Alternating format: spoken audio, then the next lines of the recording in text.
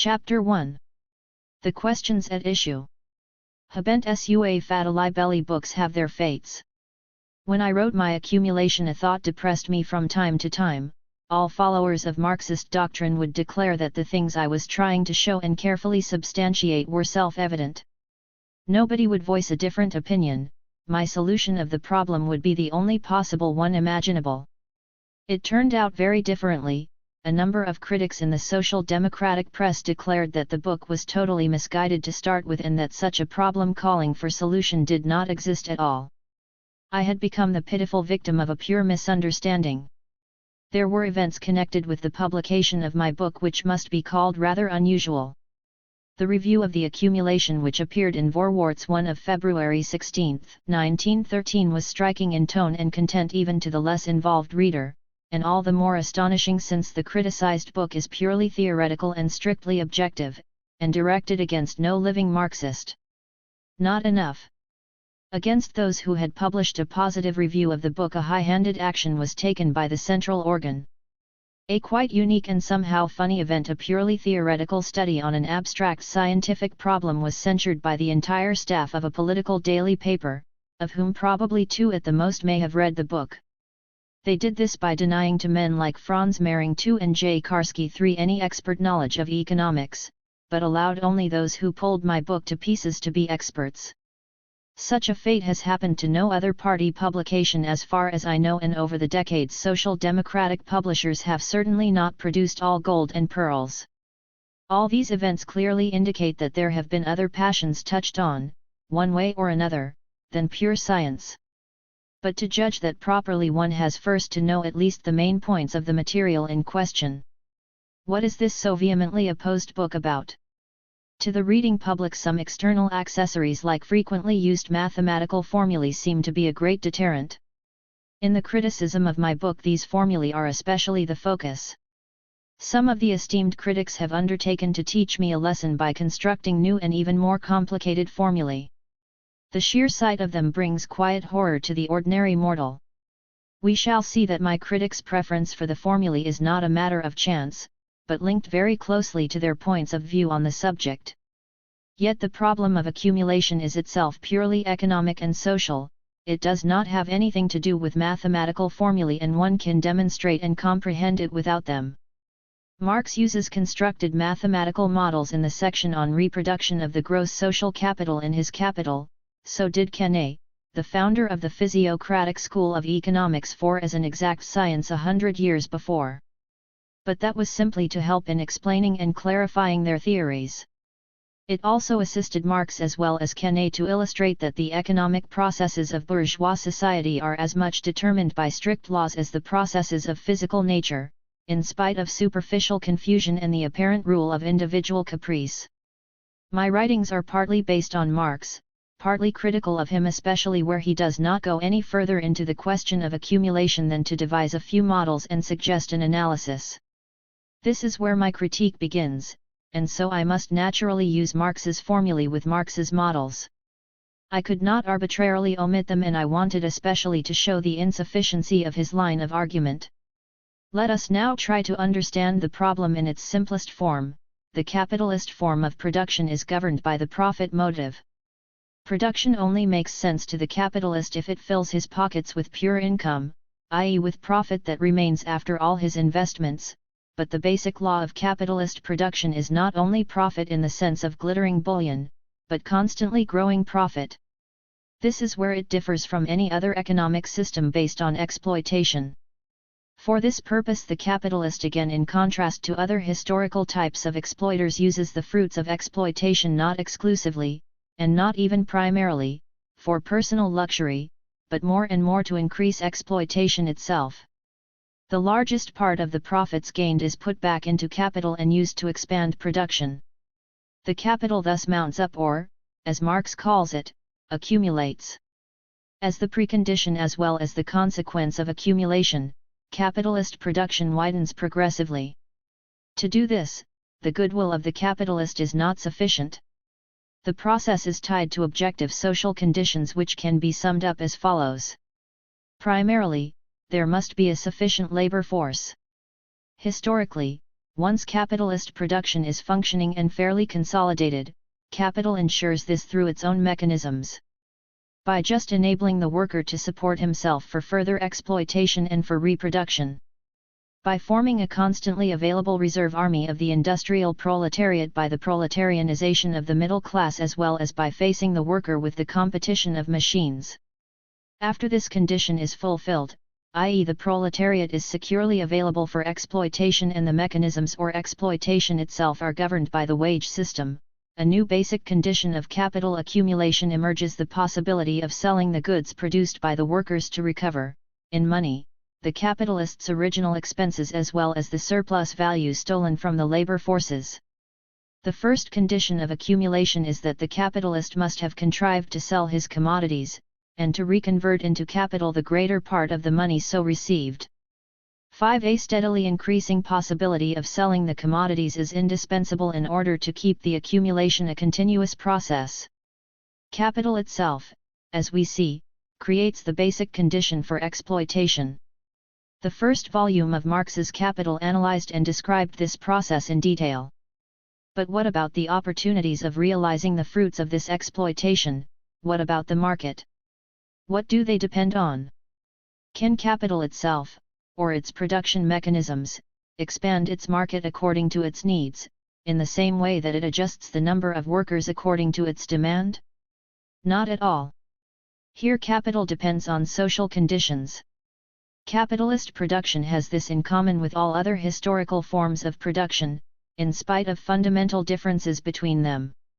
Objectively it has to fulfill the material needs of society, although subjectively only the profit motive matters. This subjective aim can only be reached so long as capital fulfills its objective task. The goods can be sold and the incoming profit turned into money only if these goods satisfy the requirements of society. So the continuous expansion of capitalist production, i.e. the continuous accumulation of capital, is linked to the equally continuous growth of social requirements. But what are the requirements of society? Can they somehow be more closely defined, measured, or must we depend only on this vague term? In fact, they seem intangible if one surveys the surface of day-to-day economic life from the standpoint of the individual capitalist. A capitalist produces and sells machines. His customers are other capitalists, who buy his machines to produce more goods. The one can sell more of his goods as the others expand their production. He can accumulate faster if others accumulate faster in their branches of production. This would be the requirements of society on which our capitalist is dependent. The need of other capitalists is the precondition for the expansion of production. Another capitalist produces and sells the means of subsistence to the workers. The more workers are employed by other capitalists, and by himself, the more goods he can sell and the more capital he can accumulate. But how can the others expand their plants? Obviously through the other capitalist, for example, the producers of machines, or means of subsistence, buying their goods in increasing measure. So the social requirement, on which the accumulation of capital depends, seems at a closer look to be the accumulation of capital itself. The more capital accumulates, the more it accumulates, it is all reduced to this blatant tautology, a dizzy circle. One cannot make out where it begins, or where the impelling force is. We are turning round in circles and the problem eludes our grasp. But it does so only for as long as we approach it from this superficial viewpoint, or examine it from the popular platform of vulgar economics, individual capital. The pattern immediately takes shape if we approach it from the standpoint of total capital, once we see the process of capitalist production as a whole. This is the only relevant and right way. It is the standpoint Marx develops systematically for the first time in the second volume of Capital, and on which he bases his whole theory.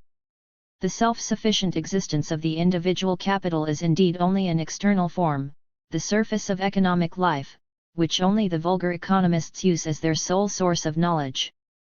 Beneath that surface and through all contradiction of competition there remains the fact that all individual capitals in society form a whole. Then existence and movement are governed by common social laws which, with the unplanned nature and anarchy of the present system, only work behind the back of the individual capitalist. When one looks at capitalist production as a whole, then social requirements become a measurable quantity which can be divided into sections. Let us imagine that all goods produced in capitalist society were stacked up in a big pile at some place, to be used by society as a whole. We will then see how this mass of goods is naturally divided into several big portions of different kinds and destinations. Always, in any form of society, production has to provide two things. First, it has to feed society, clothe it and satisfy cultural needs through material goods, i.e. it must produce the means of subsistence in the widest sense of the word for all classes and ages. Secondly, each form of production must replace used up raw materials, tools, factories, and so on to allow the continued existence of society and the provision of work. Without the satisfaction of these two major requirements of any human society, cultural development and progress would be impossible. Even capitalist production with all its anarchy, and without injuring the profit motive, must meet these demands. Accordingly, we will find in this aggregate of capitalist commodities produced, a large proportion for replacing the means of production used up in the year before. These are the raw materials, machinery, buildings, etc. What Marx calls constant capital, which various capitalists must produce for each other and then exchange, so that production can be kept up in all branches. According to our assumptions so far, it is capitalist business that provides all the necessary means for the work process. The exchange of commodities on the market is an internal or family matter between capitalists. The required money for this process, of course, comes out of the capitalists' pockets, as every employer must lay out the money capital in advance and returns into the pockets of the capitalist class after the exchange on the market has taken place. As we only assume the replacement of the means of production to its former extent, the same amount of money will suffice to keep this periodic process going and let the money return into the capitalists' pockets for a period of rest. A second large department of commodities must contain means of subsistence for the population, as in every society. But how is the population structured in capitalist society, and how does it get its means of subsistence? Two basic structures are characteristic of the capitalist mode of production. Firstly, a general exchange of goods, i.e. nobody receives anything from the social stock of commodities without the means of purchase money. Secondly, the capitalist wage system, i.e. the majority of the working population, must exchange its labor power with capital to acquire means of purchase, while the propertied class receives its means of subsistence only by exploiting this relationship. Thus capitalist production presupposes two great classes, capitalists and workers, who differ entirely in their acquisition of means of subsistence. The workers must be fed to maintain their labor power for further exploitation, however little their individual fates concern the capitalist. From the total quantity of commodities produced by the workers, a certain share is assigned to them by the capitalists, in direct proportion to their usefulness in production. The workers receive wages in money form to purchase these goods. By means of exchange, the working class thus receives a certain sum of money every year. With this they buy their provisions from the social stock of commodities, which are, of course, the property of the capitalist. These provisions are allotted to them according to their cultural level and the stage of the class struggle. The money that initiates this second big exchange again comes out of the capitalists' pockets. Every capitalist must advance the necessary money capital to purchase his labor force, what Marx calls variable capital, in order to keep his enterprise going. But this money returns, down to the last penny, into the pockets of the capitalists as a class, after the worker has bought his means of subsistence, and every worker must do so to maintain himself and his family, since it is the capitalists who sell means of subsistence to the workers as commodities. But what about their own consumption?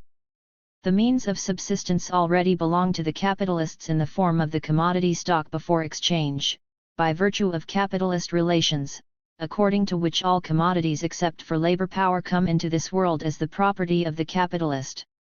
Of course, precisely because they are commodities, the better class of provisions come into being as the property of many individual private capitalists.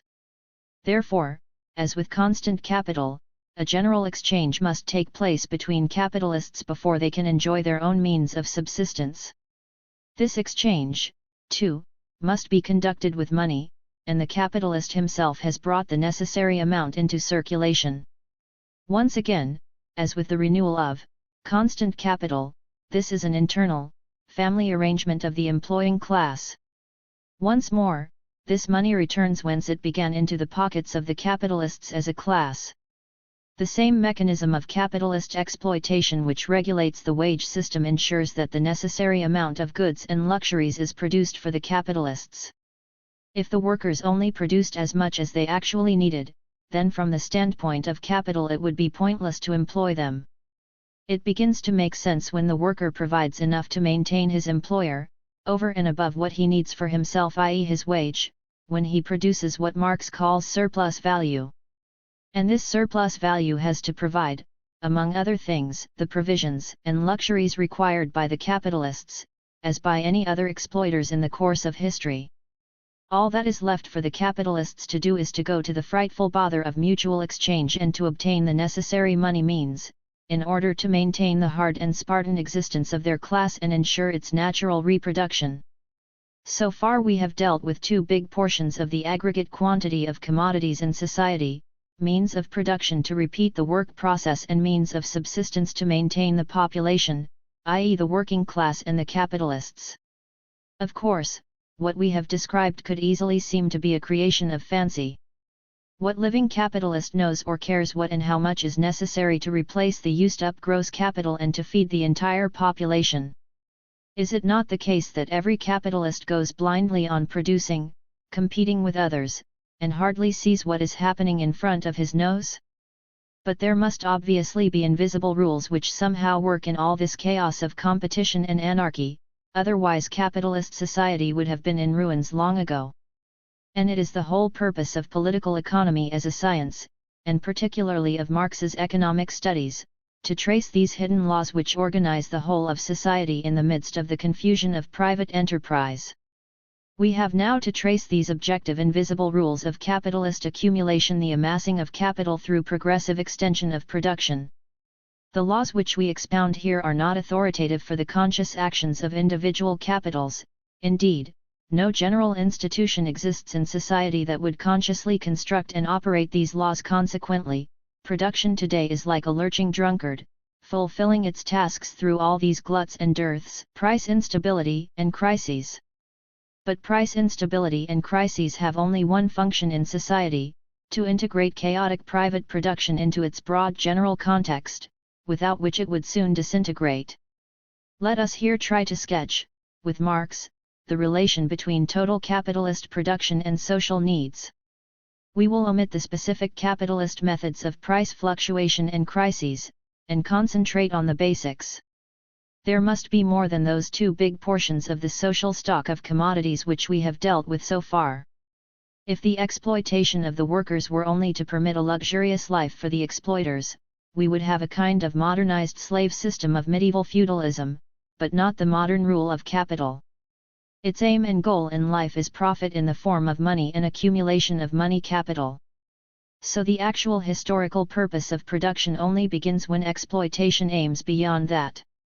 The surplus value must not only allow the capitalist class a living befitting their rank, but must also contain a part destined for accumulation.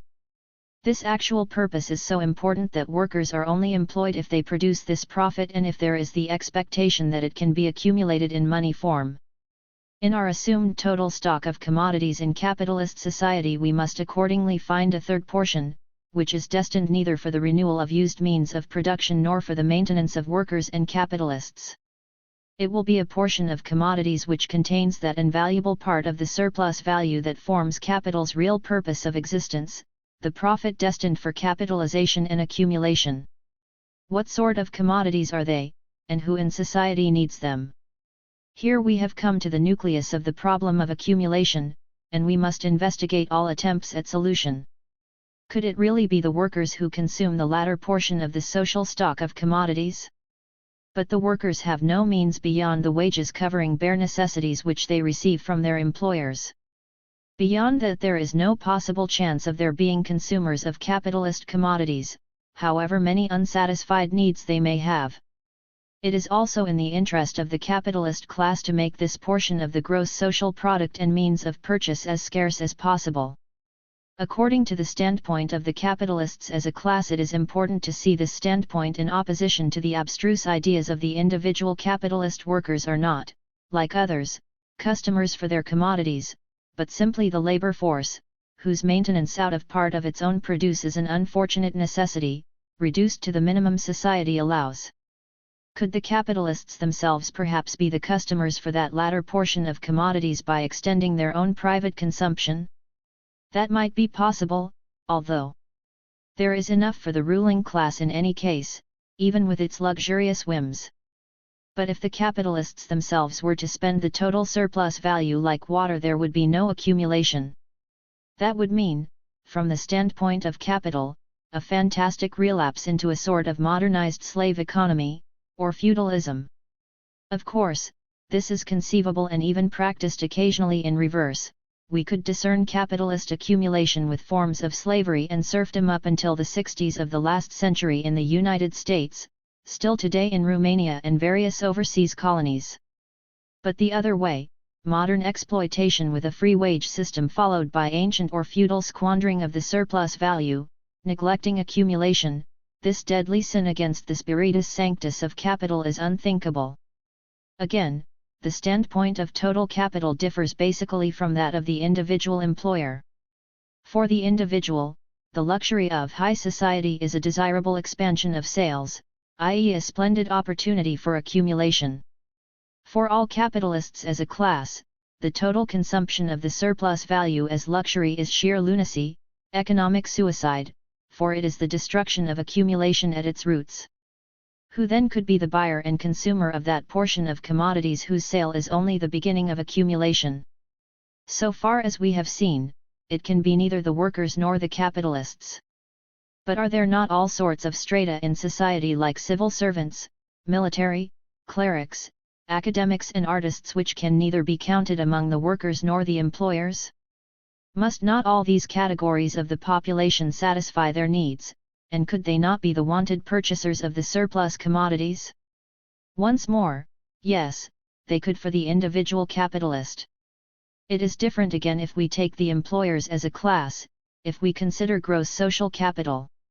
In capitalist society all those strata are economically only the hangers-on of the capitalist class. If we ask where the civil servants, clerics, officers, artists, etc., receive their means of purchase, we see that it is partly maintained out of the pockets of the capitalists, partly out of the wages of labor, via the indirect tax system. Economically these groups cannot be a special class of consumers, as they do not have any independent sources of purchasing power, but are included as parasites in the consumption of the two major classes, workers and capitalists. So we still do not see any customers for the latter portion of commodities, who could initiate the process of accumulation. In the end, the solution of the problem is quite simple. Perhaps we are acting like the rider who is desperately looking for the nag he is sitting on. Perhaps the capitalists are mutual customers for the remainder of the commodities, not to use them carelessly, but to use them for the extension of production, for accumulation. Then what else is accumulation but extension of capitalist production? Those goods which fulfill this purpose must not consist of luxurious articles for the private consumption of the capitalists, but must be composed of various means of production, new constant capital, and provisions for the workers' variable capital. All right, but such a solution only pushes the problem from this moment to the next. After we have assumed that accumulation has started and that the increased production throws an even bigger amount of commodities onto the market the following year, the same question arises again: where do we then find the consumers for this even greater amount of commodities? Will we answer, well, this growing amount of goods will again be exchanged among the capitalists to extend production again, and so forth, year after year? Then we have the roundabout that revolves around itself in empty space. That is not capitalist accumulation, i.e. the amassing of money capital, but its contrary, producing commodities for the sake of it, from the standpoint of capital an utter absurdity. If the capitalists as a class are the only customers for the total amount of commodities, apart from the share they have to part with to maintain the workers, if they must always buy the commodities with their own money, and realize the surplus value, then amassing profit, accumulation for the capitalist class, cannot possibly take place. They must find many other buyers who receive their means of purchase from an independent source, and do not get it out of the pocket of the capitalist like the laborers or the collaborators of capital, the government officials, officers, clergy, and liberal professions. They have to be consumers who receive their means of purchase on the basis of commodity exchange, i.e. also production of goods, but taking place outside of capitalist commodity production.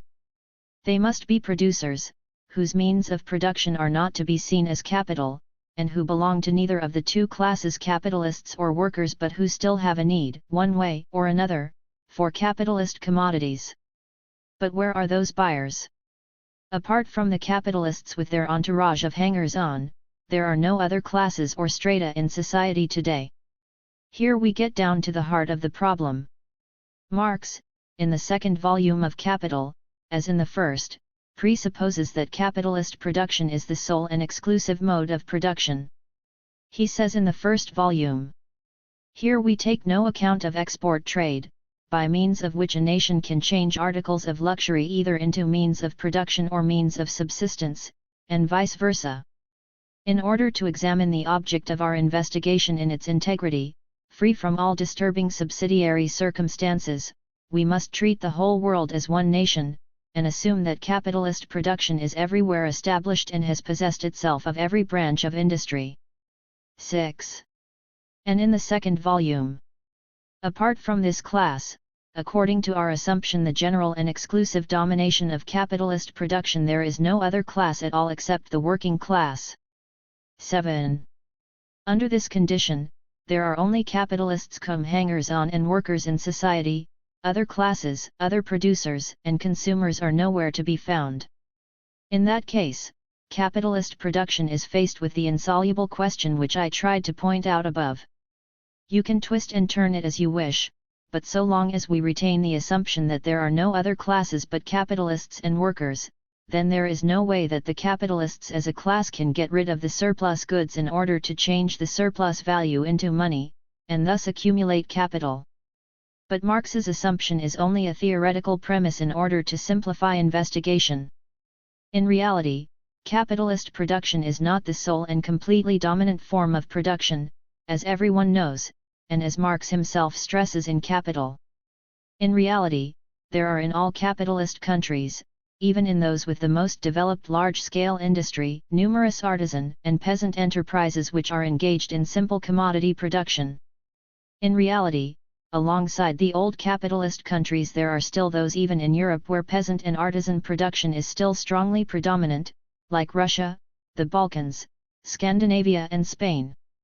And finally, there are huge continents besides capitalist Europe and North America, where capitalist production has only scattered roots, and apart from that the people of these continents have all sorts of economic systems, from the primitive communist to the feudal, peasantry and artisan.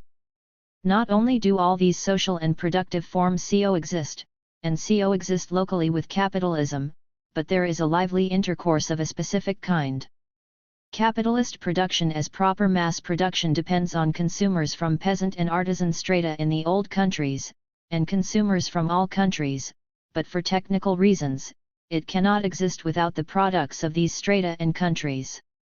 So there must develop right from the start an exchange relationship between capitalist production and the non-capitalist milieu, where capital not only finds the possibility of realizing surplus value in hard cash for further capitalization, but also receives various commodities to extend production, and finally wins new proletarianized labor forces by disintegrating the non-capitalist forms of production. This is only the bare economic content of the relationship.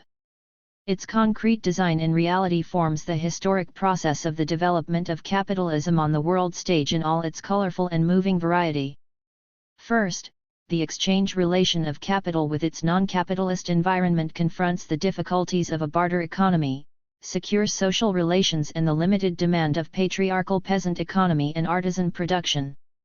Here capital uses heroic means, the acts of political violence. Its first act in Europe is the revolutionary conquest of the feudal barter economy. Overseas, it begins with the subjugation and destruction of traditional communities, the world historical act of the birth of capital, since then the constant epiphenomenon of accumulation. Through destruction of the primitive barter relations in these countries, European capital opens the doors to commodity exchange and production, transforms the population into customers of capitalist commodities and hastens its own accumulation by making mass raids on their natural resources and accumulated treasures. Since the beginning of the 19th century, accumulated capital from Europe has been exported along these lines to non-capitalist countries in other parts of the world, where it finds new customers and thus new opportunities for accumulation on the ruins of the native forms of production. Thus capitalism expands because of its mutual relationship with non-capitalist social strata and countries, accumulating at their expense and at the same time pushing them aside to take their place. The more capitalist countries participate in this hunting for accumulation areas, the rarer the non-capitalist places still open to the expansion of capital become, and the tougher the competition, its raids turn into a chain of economic and political catastrophes, world crises, wars, revolution. But by this process capital prepares its own destruction in two ways. As it approaches the point where humanity only consists of capitalists and proletarians, further accumulation will become impossible. At the same time, the absolute and undivided rule of capital aggravates class struggle throughout the world and the international economic and political anarchy to such an extent that, long before the last consequences of economic development, it must lead to the rebellion of the international proletariat against the existence of the rule of capital. This, in brief, is my conception of the problem and its solution.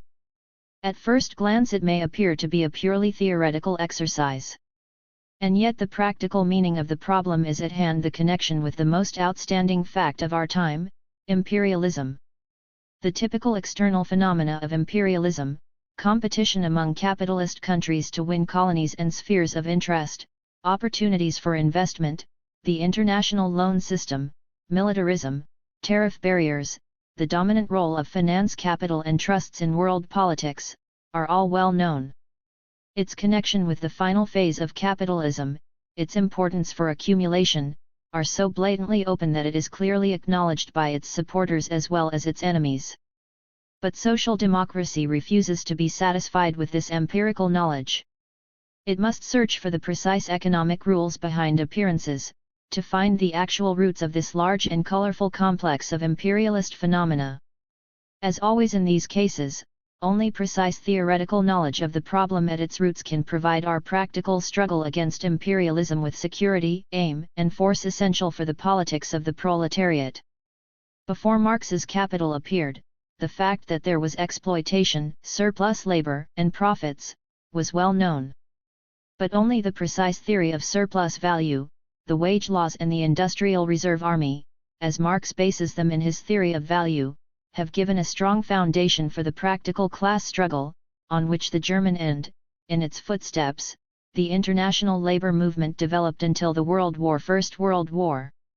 That theory alone is not enough, that one can sometimes connect the best theory with the worst practice is shown by the present collapse of German social democracy. This collapse did not occur as a result of Marxist theory, but in spite of it, and it can only be overthrown by bringing the practice of the labor movement into harmony with its theory. In the class struggle as a whole, as in each important part of it, we can only gain a secure foundation for our position from Marx's theory, from the buried treasures found in his fundamental works. There is no doubt that the explanation for the economic roots of imperialism must be deduced from the laws of capital accumulation, since, according to common empirical knowledge, imperialism as a whole is nothing but a specific method of accumulation. But how is that possible, if one does not question Marx's assumptions in the second volume of Capital, which are constructed for a society in which capitalist production is the only form, where the entire population consists solely of capitalists and wage laborers? However one defines the inner economic mechanisms of imperialism, one thing is obvious and common knowledge: the expansion of the rule of capital from the old capitalist countries to new areas, and the economic and political competition of those countries for the new parts of the world. But Marx assumes, as we have seen in the second volume of Capital, that the whole world is one capitalist nation, that all other forms of economy and society have already disappeared. How can one explain imperialism in a society where there is no longer any space for it? It was at this point that I believed I had to start my critique.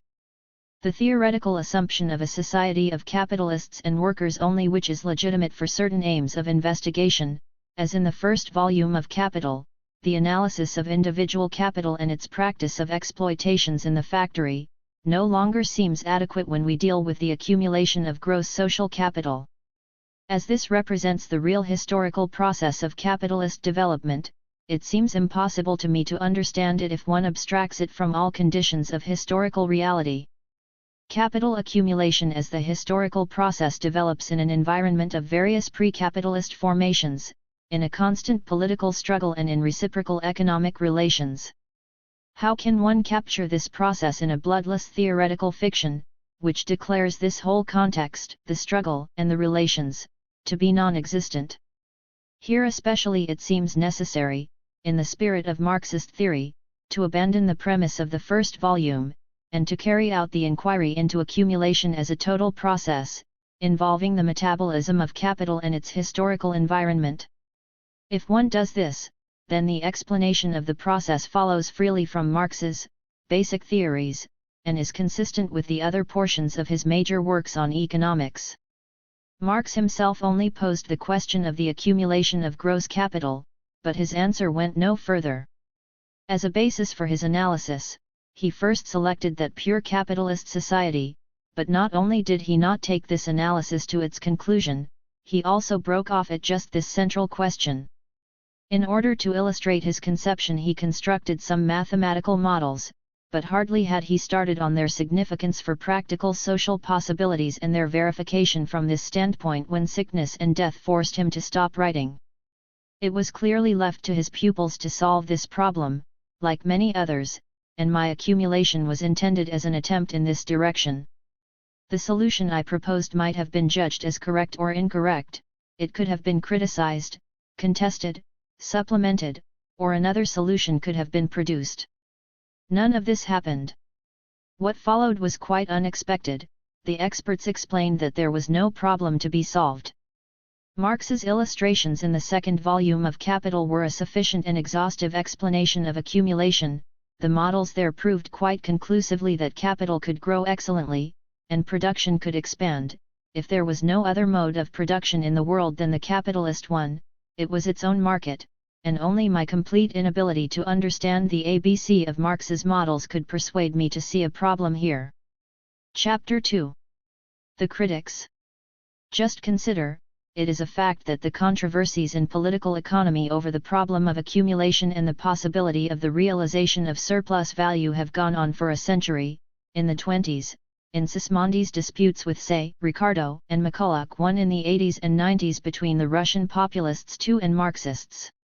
The most distinguished political economists in France, England, Germany, and Russia aired the question repeatedly, both before and after the appearance of Marx's Capital.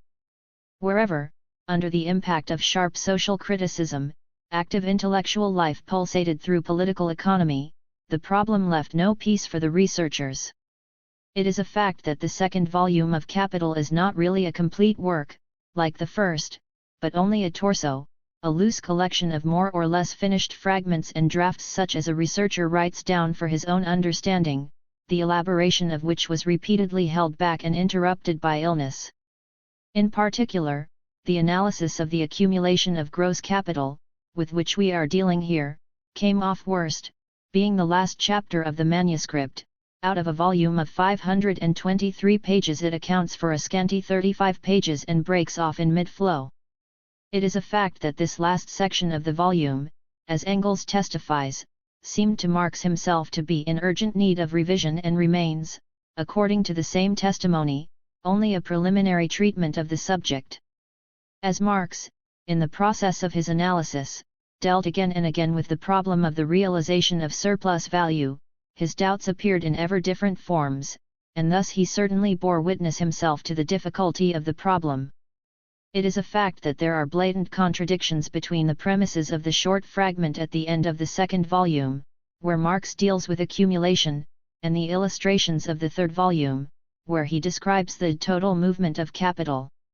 The same is true of many important laws in the first volume, which I refer to in detail in my book.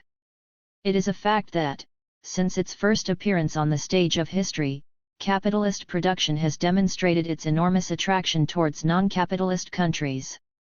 It runs like a red thread throughout its development, grows ever more important until, in the last 25 years, in the epoch of imperialism, it appears directly as the determining and dominant factor in social life. It is a fact that everyone knows that there never has been, nor does there exist at present, a country with exclusively capitalist production, where there are only capitalists and wage earners. The society for which the premises of the second volume of Capital were designed does not exist anywhere in concrete reality. And, despite all this, the official experts of Marxism explain that there is no problem of accumulation, that everything has already been solved once and for all by Marx. They have never been disturbed by the remarkable precondition of accumulation in the second volume, they even failed to notice it as anything peculiar. And now that the situation has been pointed out to them, they find this very strangeness quite in order.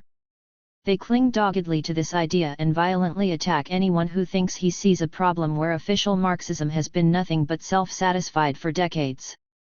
This is such a blatant case of epigonism that it can only be compared with an anecdotal event from the realms of pettifogging academics, the well-known story of the so-called Blattversetzung of Kant's Prolegomena. For a century, the philosophical world argued passionately about the various problems of Kantian theory, and about the Prolegomena in particular. The meaning of Kant's theory gave rise to whole schools which fought bitterly among themselves. But then Professor Weyinger III cleared up one of the most obscure of these problems in the simplest possible way by pointing out that a part of paragraph 4 of the Prolegomena, which is in fact completely unrelated to the rest of the chapter, belonged in paragraph 2. It had just been detached by a printing error in the original edition and been put in the wrong place. And anyone who now reads the text straightforwardly can immediately see this. But not the cliquish academics who for a century had been constructing profound theories upon a printing error. And there actually was a pedantic academic, a professor in Bonn, who demonstrated in 4 indignant articles in the Philosophische Monatsschrift that the alleged Blattversetzung did not exist, that it was precisely this printing error which expressed the sole correct and unadulterated Kant, and that whoever dared to locate a printing error there had not understood the smallest grain of Kant's philosophy. This is the sort of way in which the experts now cling on to the premises of the second volume of Marx's Capital and the mathematical models which are built upon it. The main doubt of my critique is directed towards the fact that, on the question of accumulation, mathematical models can prove absolutely nothing, since their historical premise is untenable. The reply is, but the models work out exactly, so the problem of accumulation is solved, it simply doesn't exist. Here is an example of the orthodox cult of formulae. In Neue Zeit Otto Bauer IV embarks on an investigation of the question I posed: how is surplus value realized, in the following fashion. He constructs 4 large tables of figures in which Roman letters alone, such as Marx used for the abbreviated annotation of variable and constant capital, are not enough. Bauer adds on a few Greek letters. This makes his tables look even more intimidating than all the models in Marx's Capital. With this contraption he then tries to show how the capitalists, after renewing the used capital, dispose of the excess commodities which contain the surplus value which is to be turned into capital for them, and furthermore, after replacing the old means of production, the capitalists want to use the surplus value accumulated in the first year to enlarge existing operations or establish new ones. If in the next year they want to use capital which has grown by 12,500, they must build new workshops, buy new machines and increase their supply of raw materials, etc., etc., this year. 5. Thus the problem is said to be solved. If the capitalists want to expand production, then of course they need more means of production than before and so act mutually as their own consumers. At the same time, they need more workers and more provisions for these workers, which they make themselves anyway. This deals with the entire surplus of means of production and provisions, and accumulation can begin. As one can see, everything depends on whether the capitalists want to undertake an expansion of production. And why not? Well, of course, they want to. Consequently, the entire productive value of both spheres, thus also the entire surplus value, is realized, Bauer explains triumphantly, and from this he concludes. Similarly, Table 4 clearly shows that the total productive value of both spheres is disposed of without any trouble, and the total surplus value is realized, not only in the first year, but in each subsequent year. Comrade Luxemburg is thus incorrect in her assumption that the accumulated part of surplus value cannot be realized. 6. Bauer has simply not noticed that he did not need nearly such long and detailed calculations with 4 tables, with wide, lengthy, oval-bracketed and 4-storied formulae to reach this brilliant conclusion. The conclusion which Bauer has reached does not even follow from his tables, he simply takes it as given. Bauer simply assumes what was to be proven, that is all his whole proof consists of. If the capitalists want to enlarge production by as much as they possess in surplus capital, then all they have to do is put this surplus capital into their own production, providing, of course, that they produce absolutely all the necessary means of production and provisions themselves. Then they are left with no unsaleable commodity surplus. Can anything be more simple, and are any nonsensical formulae with Roman and Greek letters needed actually to prove something so obvious? But then the question arose as to whether the capitalists, who of course always want to accumulate, can also do so, that is, whether they can find a continually expanding market for expanded production, and where such a market is to be found. And the answer to that cannot come from any arithmetical operations with fictitious numbers on the paper, but only from an analysis of the socio-economic relations of production.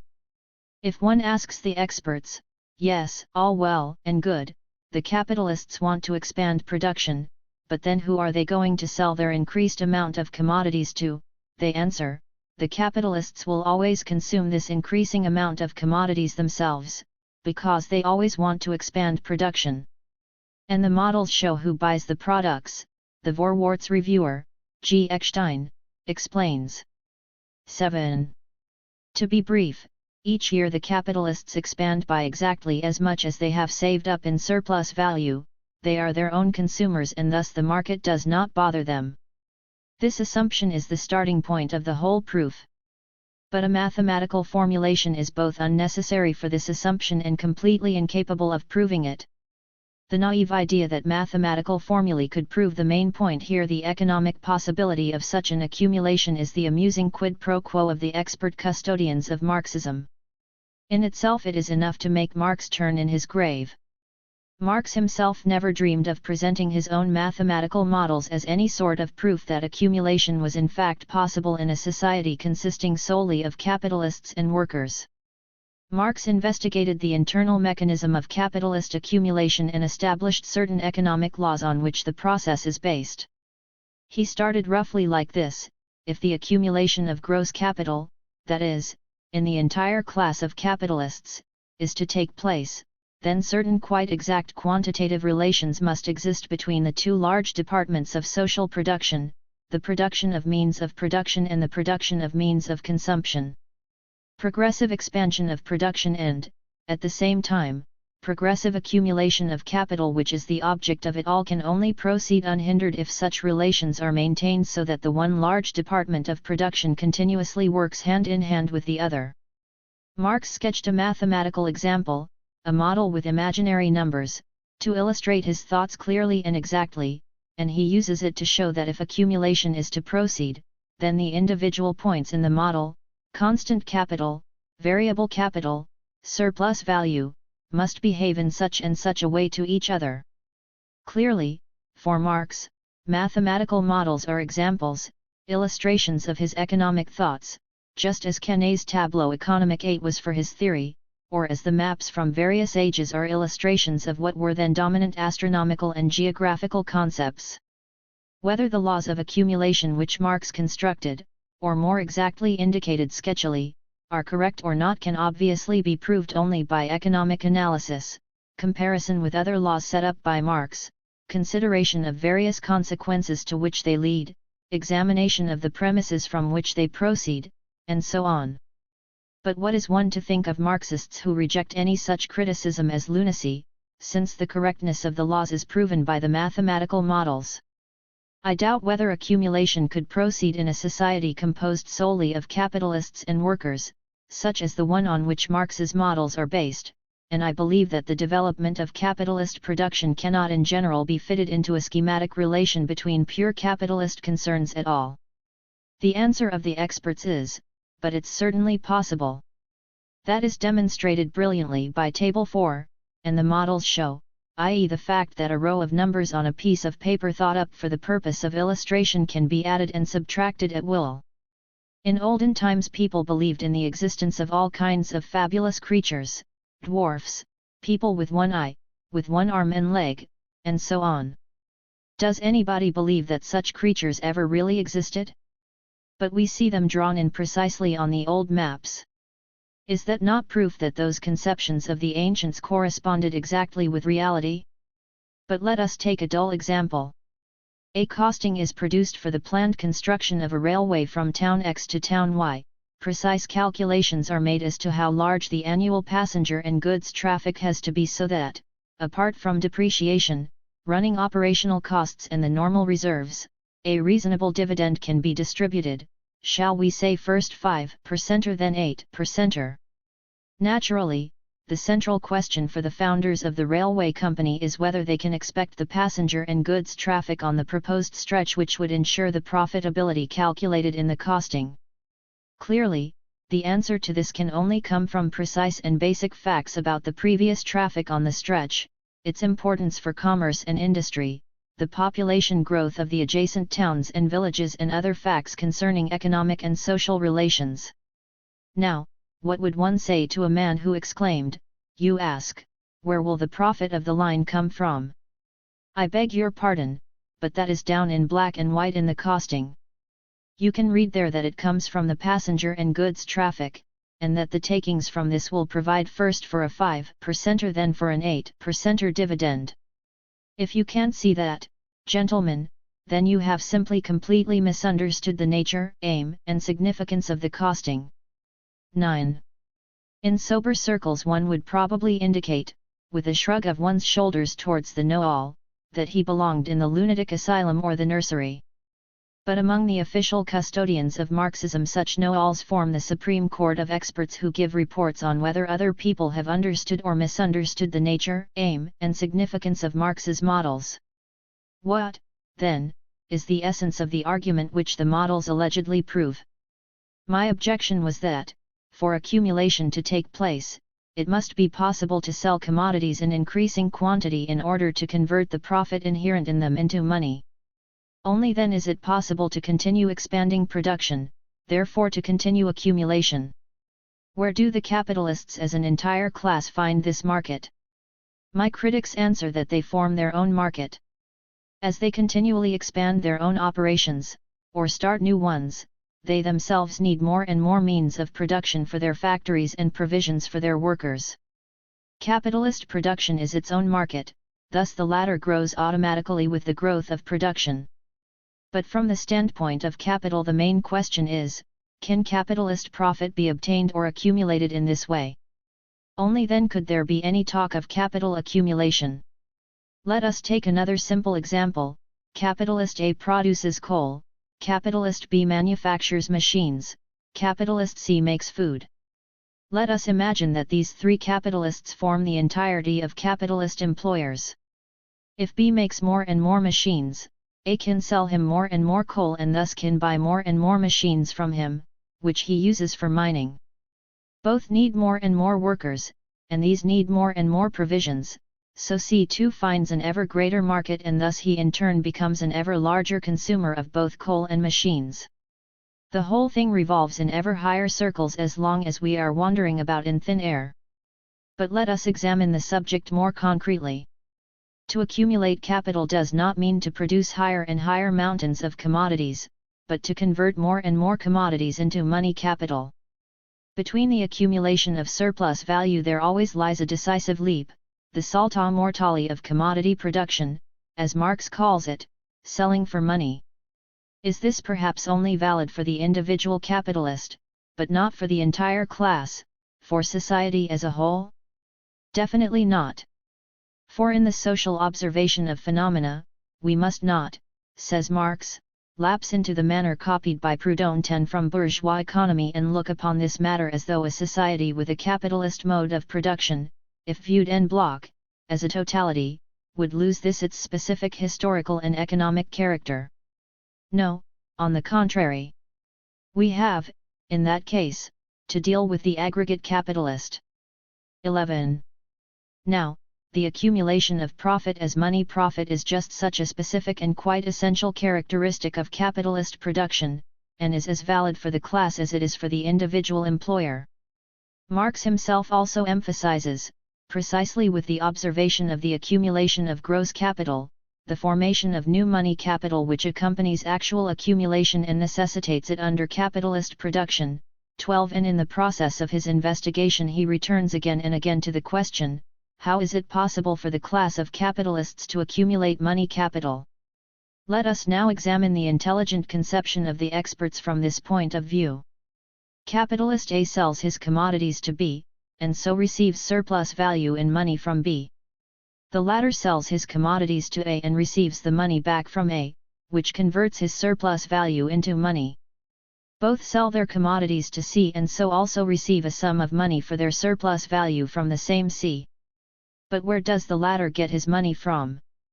From A and B. According to our premise, there are no other sources for the realization of surplus value, i.e., no other commodity consumers. But can new money capital be formed in this way to enrich A, B and C? Let us for a moment assume that with all three the quantity of commodities for exchange grows, production expands uninterrupted, and therefore, the amounts of surplus value expressed in commodities can grow. Exploitation is complete, the possibility of enrichment, of accumulation, has come. But exchange, the realization of the increased surplus value and increased new money capital, has to take place in order for possibility to become reality. Notice that we do not ask here, as Marx often does in the second volume of Capital, where does the money for the circulation of surplus value come from? To answer finally, from the gold miner. We ask rather, how does new money capital come into the pockets of the capitalists, since, apart from the workers, they are the only ones who can consume each other's commodities? Here money capital wanders continuously out of one pocket into the other. But wait, perhaps such questions are putting us on quite the wrong track. Perhaps profit accumulation does take place in this ceaseless wandering from one capitalist's pocket into the other, in the successive realization of private profits, where the aggregate amount of money capital does not even have to grow, because such a thing as the aggregate profit of all capitalists does not exist outside of obscure theory? But oh dear, such an assumption would simply lead us to throw the third volume of Marx's Capital into the fire. For the doctrine of average profit, one of the most important discoveries of Marx's economic theory, is central to its argument. This alone gives concrete meaning to the theory of value in the first volume, on which are based both the theory of surplus value and the second volume, so these would also have to find their way into the fire. Marx's economic theory stands and falls with the concept of gross social capital as a concrete amount, which finds its tangible expression in aggregate capitalist profit and its distribution, and whose invisible movement initiates all visible movements of individual sums of capital. Gross capitalist profit is, in fact, a much more material economic amount than, for instance, the total sum of paid wages at any given time. For the latter appears as a statistical number only after retrospective addition over a period of time, whilst aggregate profit, on the other hand, expresses itself in the economic mechanism as a whole, since competition and price fluctuation are always distributing it amongst individual sums of capital as average profit or as extra profit. So the problem remains: gross social capital continually realizes an aggregate profit in money form, which must continually grow for gross accumulation to take place. Now, how can the amount grow if its component parts are always circulating from one pocket to another? It would appear that as we have assumed up until now, at least the aggregate amount of commodities which contain the profit can grow in this way, and the only difficulty lies in supplying the money, which is perhaps only a technical question of money circulation. But only apparently, superficially. The aggregate amount of commodities will not increase, expansion of production cannot take place, because in capitalist production the essential precondition for this is conversion into money, the universal realization of profit. The sale of increasing amounts of commodities, and the realization of profit, from A to B, B to C and C back again to A and B can only take place if at least one of them can in the end find a market outside the closed circle. If this does not happen, the roundabout will grind to a halt after only a few turns. On the basis of this, one can appreciate the profundity of my expert critics when they exclaim. When Comrade Luxemburg continues, we are clearly going round in circles. From the point of view of the capitalists, it is absurd to produce more means of consumption just to maintain more workers, and to produce more means of production just to give this increased labor force something to do. It is difficult to fathom the relevance of these words to Marx's models. The object of capitalist production is profit. This comes to the capitalists from the process described, and is therefore not the least bit absurd from the capitalist point of view. On the contrary, from this point of view it is the very embodiment of reason, i.e. of the striving after profit. 13. In point of fact, it is difficult to fathom which is greater here, the naively admitted complete incapability of going deeply into the basic Marxist theory of gross social capital as opposed to individual capital, or the complete lack of comprehension of the question I posed. I say, production to an ever greater extent for production's sake is, from the capitalist point of view, absurd, because in this way, according to the premise which the experts cling to, it is impossible for the entire class of capitalists to realize profit, and therefore to accumulate. The answer is, but that is by no means absurd, because that is the way profit is accumulated. And how do you know that, O experts? Now, it is shown, in the mathematical models, that profit is in fact accumulated. In those models, into which we have arbitrarily written rows and rows of numbers, with which mathematical operations run faultlessly, and in which money capital is entirely neglected. Clearly, all criticism must hopelessly shatter itself against these sturdy experts, because the experts simply look from the point of view of the individual capitalists, which is to some degree sufficient for the analysis of exploitation, i.e. of the process of production, and thus to understand the first volume of Capital, but is totally insufficient where the circulation and reproduction of capital are concerned.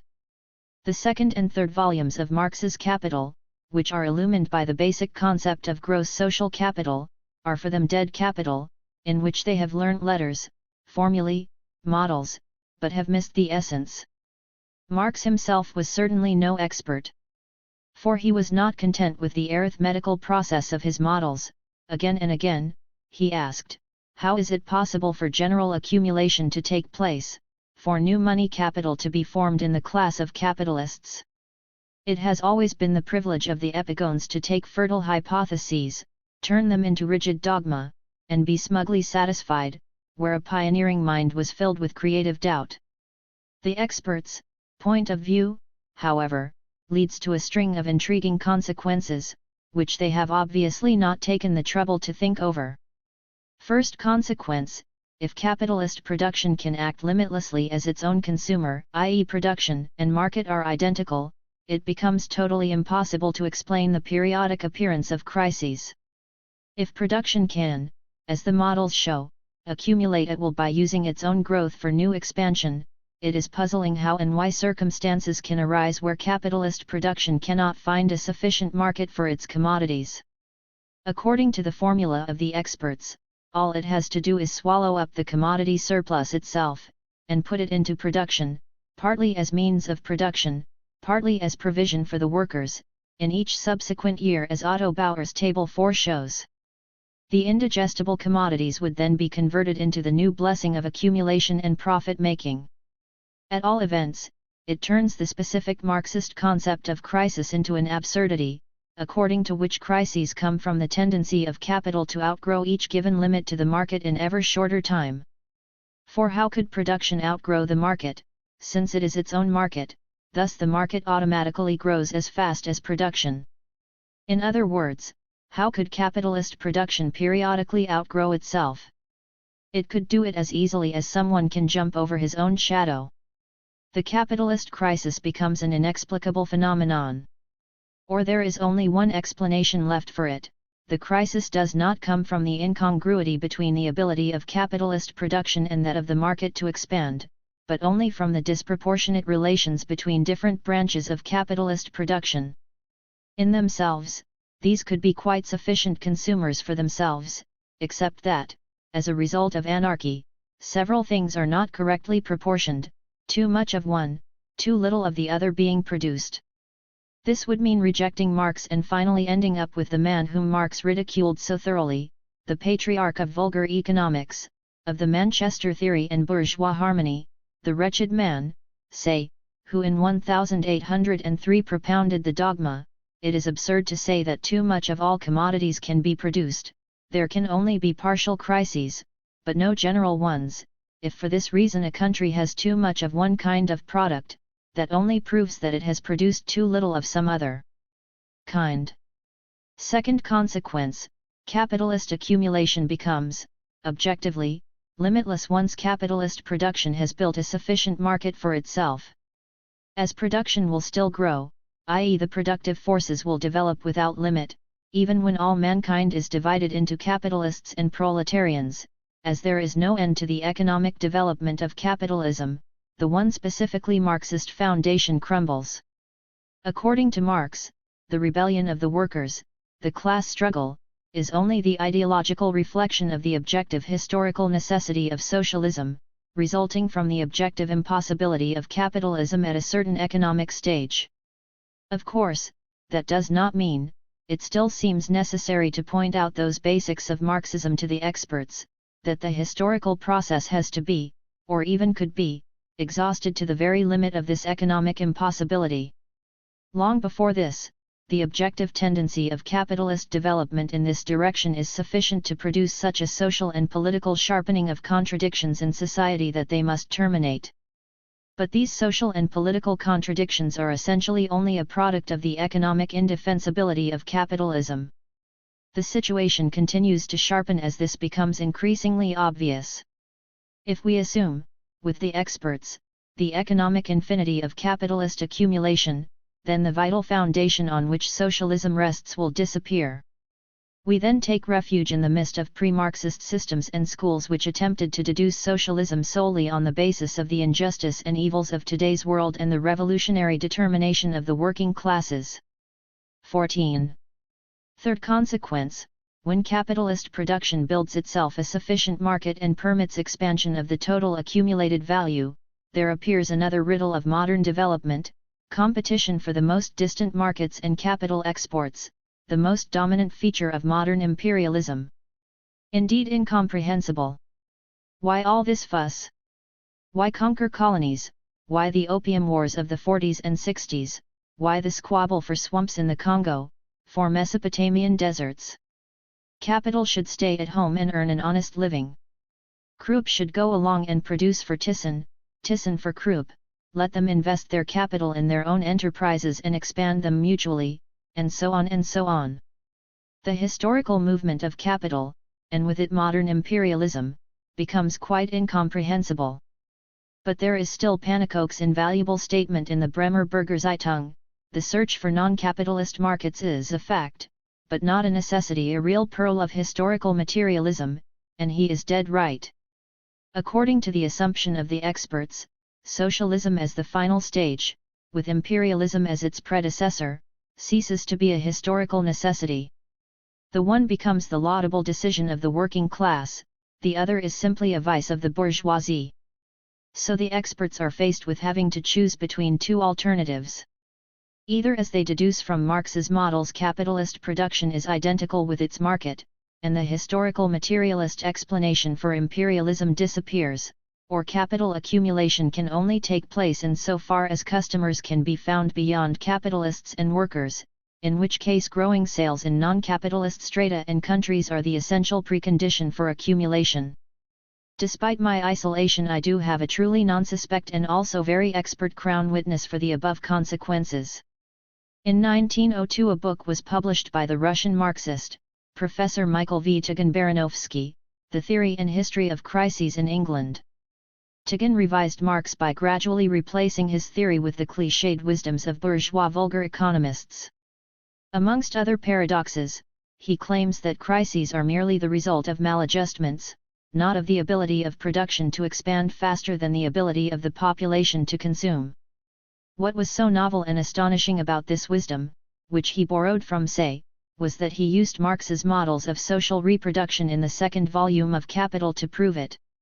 It is only possible, says Tikhon, to expand social production if the productive forces are sufficiently developed. Thus, demand must also undergo a similar expansion in the proportional division of social production, since under these conditions every newly produced commodity represents new purchasing power for the acquisition of other commodities. p.25, 14a. The proof for this comes from Marx's models, which Tikhon has only reproduced with different figures, and which lead him to conclude. The object of the above models is to prove something which in itself is very simple, but is frequently objected to be due to an insufficient understanding of the process of the reproduction of social capital, to prove in fact the basic thesis that social production creates its own market. My emphasis RL. Carried along by his preference for paradoxes, Tikhon-Baranovsky arrives at the conclusion that capitalist production is in a certain sense quite independent of human consumption. Anyway, we are not interested here in Tikhon's jokes, but only in the actually very simple basic principle on which he constructs all that follows. And there we have to note. What my expert critics are holding against me now was said by Tikhon-Baranovsky, word for word, in 1902, specifically in two typical assertions. 1. Capitalist production builds a market for itself through its own expansion, so that the sales outlet should pose no difficulties for accumulation, apart from lack of proper proportion. 2. The proof that this is so is provided by mathematical models such as those used by Marx, i.e. exercises in addition and subtraction on uncomplaining paper. Thus spoke Tikhon-Baranovsky in 1902. Then the man had a tough time. Immediately, Karl Kautsky started on him in Neue Zeit. He mercilessly criticized the absurdities of the Russian revisionist, including the above-mentioned basic principle. If that were true, wrote Kautsky, the greater its capital wealth is, the faster England's industry would have to grow. But instead, it is coming to a standstill. Capital is emigrating to Russia, South Africa, China, Japan, and so on. This phenomenon is explained by our theory, according to which underconsumption is the ultimate cause of crises. It is incomprehensible from Tikhon-Baranovsky's point of view. 15. Now, what is the theory that Kautsky opposes to Tikhon's? Here it is, in Kautsky's own words. Although capitalists increase their wealth and the number of exploited workers grows, they cannot themselves form a sufficient market for capitalist-produced commodities, as accumulation of capital and productivity grow even faster. They must find a market in those strata and nations which are still non-capitalist. They find this market, and expand it, but still not fast enough, since this additional market hardly has the flexibility and ability to expand of the capitalist process of production. Once capitalist production has developed large-scale industry, as was already the case in England in the 19th century, it has the possibility of expanding by such leaps and bounds that it soon overtakes any expansion of the market. Thus, any prosperity which results from a substantial expansion in the market is doomed from the beginning to a short life, and will necessarily end in a crisis. This, in short, is the theory of crises which, as far as we can see, is generally accepted by orthodox Marxists and which was set up by Marx. 16. Let us forget that Kautsky calls this theory by the dubious name of an explanation of crises caused by underconsumption. Marx ridicules this in the second volume of Capital, p.410. Let us forget that Kautsky sees only the problem of crises, without noticing that capitalist production poses a problem apart from ups and downs in the state of business. Finally, let us forget that Kautsky's explanation that the consumption of capitalists and workers does not grow fast enough for accumulation, which therefore needs an additional market, is rather vague and makes no attempt to understand the problem of accumulation in its exact terms. We are only interested in what Kautsky shows in black and white as his own and the commonly accepted opinion among orthodox Marxists.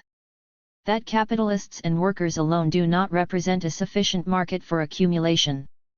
That capitalist accumulation needs an additional market in non-capitalist strata and nations.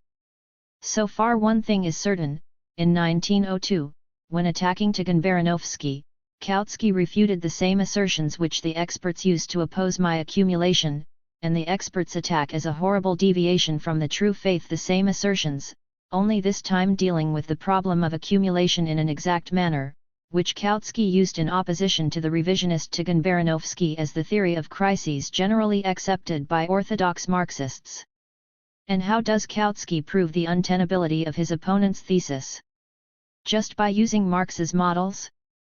Kautsky shows Tikhon that, even when properly used, these models do not prove his thesis but, on the contrary, prove the theory of crises as caused by underconsumption.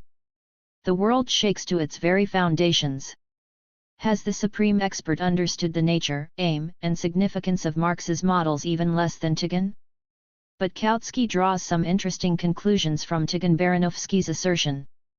That this assertion straightforwardly contradicts Marx's theory of crises, that it makes the export of capital to non-capitalist countries an inexplicable phenomenon, we have already seen. And now the general tendency of this position. What practical importance do our theoretical differences have? Asks Kautsky, whether crises are caused by unstable proportions in social production or by underconsumption, is that anything more than an academic question? That is what many practical men might think. But in fact the question is of great practical importance, especially for tactical differences which are being discussed in our party. It is no mere accident that revisionism attacks Marx's theory of crises with particular vigor.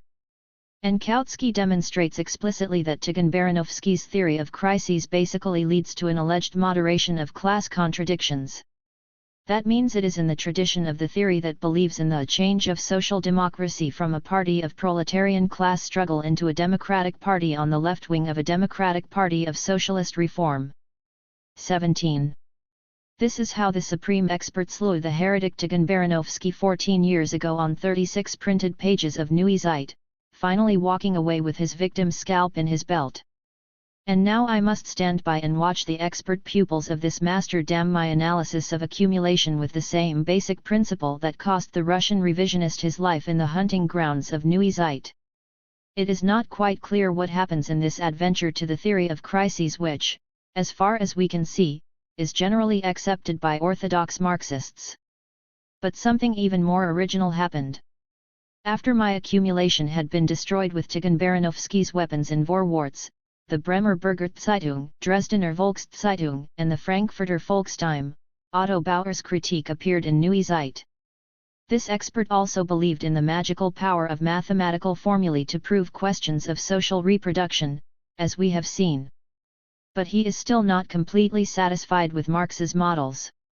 He finds them not incontestable, arbitrary, and not without contradictions, which he explains by the fact that Engels found this part unfinished in his master's notebooks. He therefore goes to all the trouble of constructing his own formulae. That is why we have constructed models which, once one accepts the assumptions, are not arbitrary. Only with this new model does Bauer believe he has found an incontestable basis on which to approach the problems posed by Comrade Luxemburg. 18. But above all, Bauer has understood that capitalist production cannot float around in thin air undisturbed. He therefore looks for some objective social basis for capital accumulation, which he finally finds in the growth of the population. And here begins the most absurd bit. The unanimous judgment of the experts, with the corporate blessing of the editorial staff of Vorwärts, declares my book to be arrant nonsense, total misunderstanding. The problem of accumulation simply does not exist. Marx already solved it, the models give a sufficient answer. Bauer is now forced to place his models on a slightly more material basis than the simple rules of addition and subtraction. he takes account of a certain social phenomenon, population growth. It is on the basis of this that he constructs his tables. The expansion of capitalist production, as his models are supposed to demonstrate, is not an autonomous movement of capital around its own axis, but follows the corresponding growth of the population. Accumulation presupposes expansion of the range of production, and this expands through population growth. In capitalist production there is a tendency for capital accumulation to adjust to the growth of population. The tendency for accumulation to adjust to the population growth determines the international relations of capital transaction. When the capitalist world economy is seen as a whole, the tendency in the industrial cycle to adjust accumulation to the population growth becomes visible. The periodic return of prosperity and of the crisis of depression is the empirical expression of the fact that the mechanism of capitalism acts to cancel over accumulation and under accumulation and continually readjusts accumulation to the population growth. 19. Later we will take a closer look at Bauer's population theory. But one thing is certain, the theory actually represents something quite new. For the other experts, all questions about the social and economic foundation of accumulation seemed pure nonsense, indeed difficult to discover. Bauer, on the other hand, constructs a whole theory to answer this question. Yet Bauer's theory is not only a novelty to the other critics of my book, it makes its very first appearance in the whole of Marxist literature. Neither in the 3 volumes of Marx's Capital nor in Theories of Surplus Value or in Marx's other writings do we find a trace of Bauer's population theory as the basic principle of accumulation. Let us take another look at the way in which Karl Kautsky announces and reviews the 2nd volume of Capital and Neue Zeit. In the detailed contents of accumulation in the 2nd volume, Kautsky deals very thoroughly with the first paragraphs on circulation, showing all the formulae and ciphers as Marx uses them. He then dedicates 3 whole pages out of a total of 20 to the most important and original part of the volume, the reproduction and circulation of aggregate social capital. In these 3 pages he deals exclusively with, of course, complete reproduction of the unavoidable formulae with the introductory fiction of simple reproduction, i.e. capitalist production without profit, which Marx himself only takes as a theoretical starting point from which to approach the actual problem, the accumulation of the aggregate capital. Kautsky settles this latter problem in literally 2 lines: accumulation of surplus value, the expansion of the productive process, brings further complications. Full stop. Not another word at the time, just after the publication of the 2nd volume, and not another word in the 30 years since then. Thus not only do we find no trace of Bauer's population theory, Kautsky also completely failed to notice the whole section on accumulation. He does not notice any special problem, like Bauer creating an unobjectionable principle for its solution, nor the fact that Marx stops in the midst of his own investigation without an answer to the question he posed himself several times. Once again, in the previously mentioned series against Tikhon Baranovsky, Kautsky talks about the 2nd volume of Capital. Here he formulates the crisis theory, commonly accepted by orthodox Marxists, of which the central point is that consumption by capitalists and workers is insufficient as a basis for accumulation, and that an additional market is necessary in the pre-capitalist producing strata and nations. Kautsky does not seem to be aware that this commonly accepted theory of crises neither fits Tikhon Baranovsky's paradoxes nor his own model of Marxist accumulation with its general preconditions. This is because the premise in Marx's analysis in the 2nd volume is a society of capitalists and workers only. The models are to show in detail as economic law, how those 2 insufficient consumer classes make accumulation possible year after year merely by consuming. Kautsky does not even give us the slightest hint of a population theory such as that used by Bauer as the true principle of Marx's model of accumulation. Let us look at Hilferding's Finance Capital 20 in Chapter 16, after an introduction in which he praises Marx's illustration of the conditions of reproduction of gross capital as the most brilliant effort in this astonishing work, and indeed he is correct. He copies word for word on 14 pages the relevant pages in Marx, including of course the mathematical models. Here he moans that these models have been neglected and only attracted some attention thanks to Tikhon Baranovsky. And what does Hilferding himself notice in the whole brilliant effort? Here are his conclusions. Marx's models show that in capitalist production reproduction can take place on a simple as well as an extended scale, if only these relations can be kept stable. On the other hand, even simple reproduction can produce crises if the proportions are upset, for instance that between used-up capital and capital that must be invested. It does not necessarily follow that the cause of the crisis lies in the underconsumption of the masses, which is inherent in capitalist production. Neither does the possibility of general overproduction follow from the models, rather one can show that any expansion of production is possible which takes place within the limits of the existing productive forces. 21. That is all. Hilferding, 2, sees Marx's analysis of accumulation as only a guide for the solution of the crisis problem. The mathematical models show the proportion which, if it is followed, allows undisturbed accumulation. From this Hilferding draws these conclusions. Crises only develop from disproportionality. In this he sinks the commonly accepted theory of crisis into the deep sea, and he takes over Tagan-Baranovsky's theory, condemned by Kautsky as revisionist heresy. Following this, he concludes with the theory of this wretched man, say, general overproduction is impossible. Apart from crises as periodic interferences due to the lack of proportionality, capital accumulation, in a society of only capitalists and workers, can expand as far as the actual productive forces allow, in which he again copies Tagan word for word. Apart from crises, a problem of accumulation does not exist for Hilferding, since the models show that any expansion is limitlessly possible, i.e. that production and sales grow simultaneously. Again, no trace of Bauer's growth of population theory and no idea that such a theory was necessary. Finally, even for Bauer himself his present theory was a new discovery. Only in 1904, after the arguments between Kautsky and Tagan-Baranovsky, does he especially deal with the theory of crises in the light of Marx's theory. In 2 articles in Neue Zeit he himself explains that for the first time he wants to give a coherent elaboration of this theory.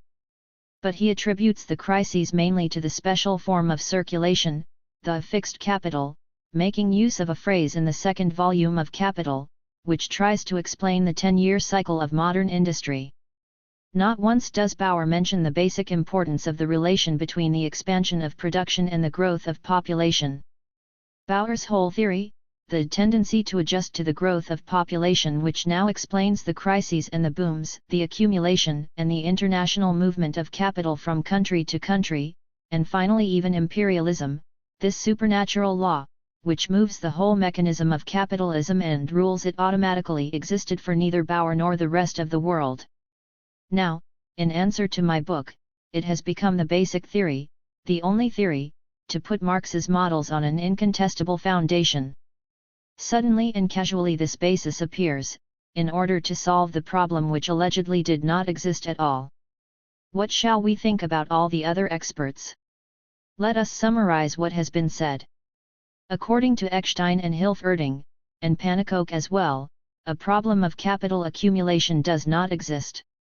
Everything, needless to say, is as clear as Marx's formulae demonstrate. It is only because I am totally incapable of understanding the formulae that I am critical of them. According to Bauer, the figures used by Marx are arbitrarily chosen and not free of contradictions. Only he, Bauer, has found an adequate illustration for Marx's thoughts and put up a model free from arbitrariness. According to Eckstein and the editorial staff of Vorwärts, my book has to be rejected as totally worthless.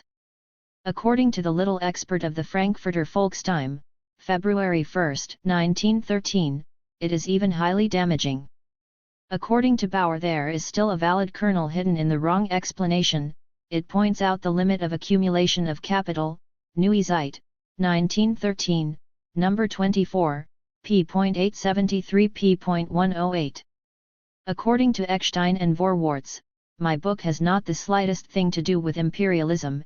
As things stand, the book has so little to do with the new phenomena of today's pulsating economic life, that it could have been written just as well 20 or more years ago. According to Bauer, my research discovers in fact not the sole, but only one root of imperialism, ibid. p.874 p.109, which for a little person like me is quite a nice achievement. According to Eckstein, Marx's models show the actual extent of social needs. They show the possibility of equilibrium from which capitalist reality is distant since it is governed by striving for profit, resulting in crises. Early in the next paragraph the illustration corresponds to Marx's model, but also to reality, because the model demonstrates precisely how this profit is realized for the capitalist. 22. According to Pannekoek, there is no state of equilibrium, but only empty blue sky. The extent of production can be compared to a weightless thing floating at any level. For the extent of production is in no state of equilibrium to be drawn back when it deviates. The industrial cycle is not a fluctuation around an average, which is defined by some demand. 23. According to Bauer, Marx's models having finally found their true meaning mean nothing but the movement of capitalist production in adjustment to population growth.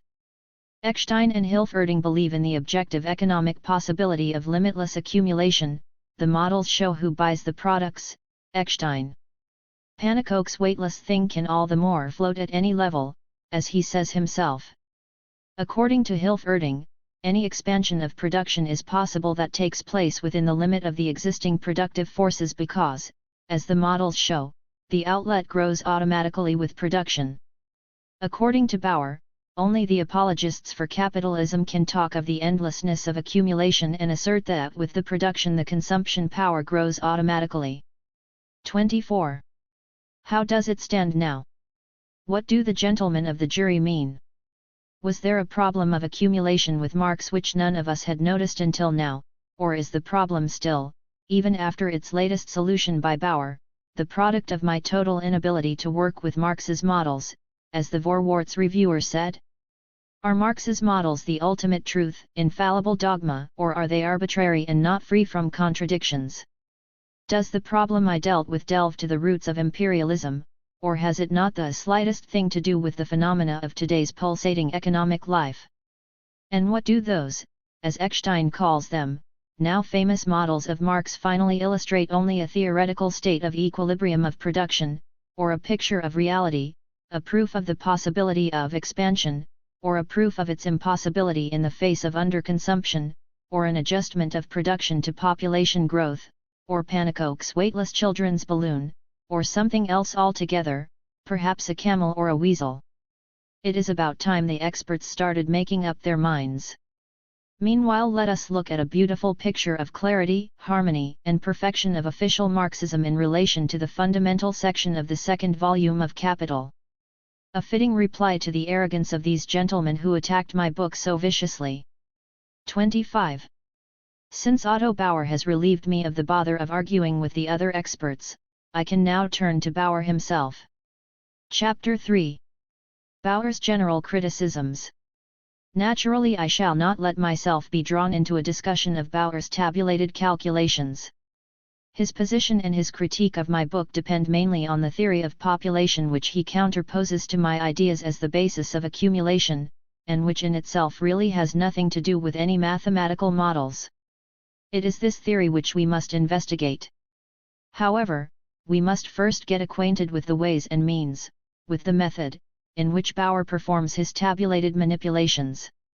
Even if they are absolutely worthless when it comes to solving the purely social and economic problems of accumulation, they are still very characteristic of Bauer himself, and of the consciousness with which he approaches a solution to the problem. This procedure can be illustrated with a few very simple examples which may even be judged by common mortals who are usually horrified by mind-boggling tables and Kabbalistic signs. 3 examples are sufficient. On p.836 p.94 of Neue Zeit 1 Bauer demonstrates how the accumulation of social capital takes place. He assumes, like Marx, the 2 large departments of production, I. Production of means of production, 2. Production of means of consumption. The first department begins with 120,000 as constant and 50,000 as variable capital, which can represent thousands or millions of marks, in short money value. In the second department he assumes a constant capital of 80,000 and a variable capital of 50,000.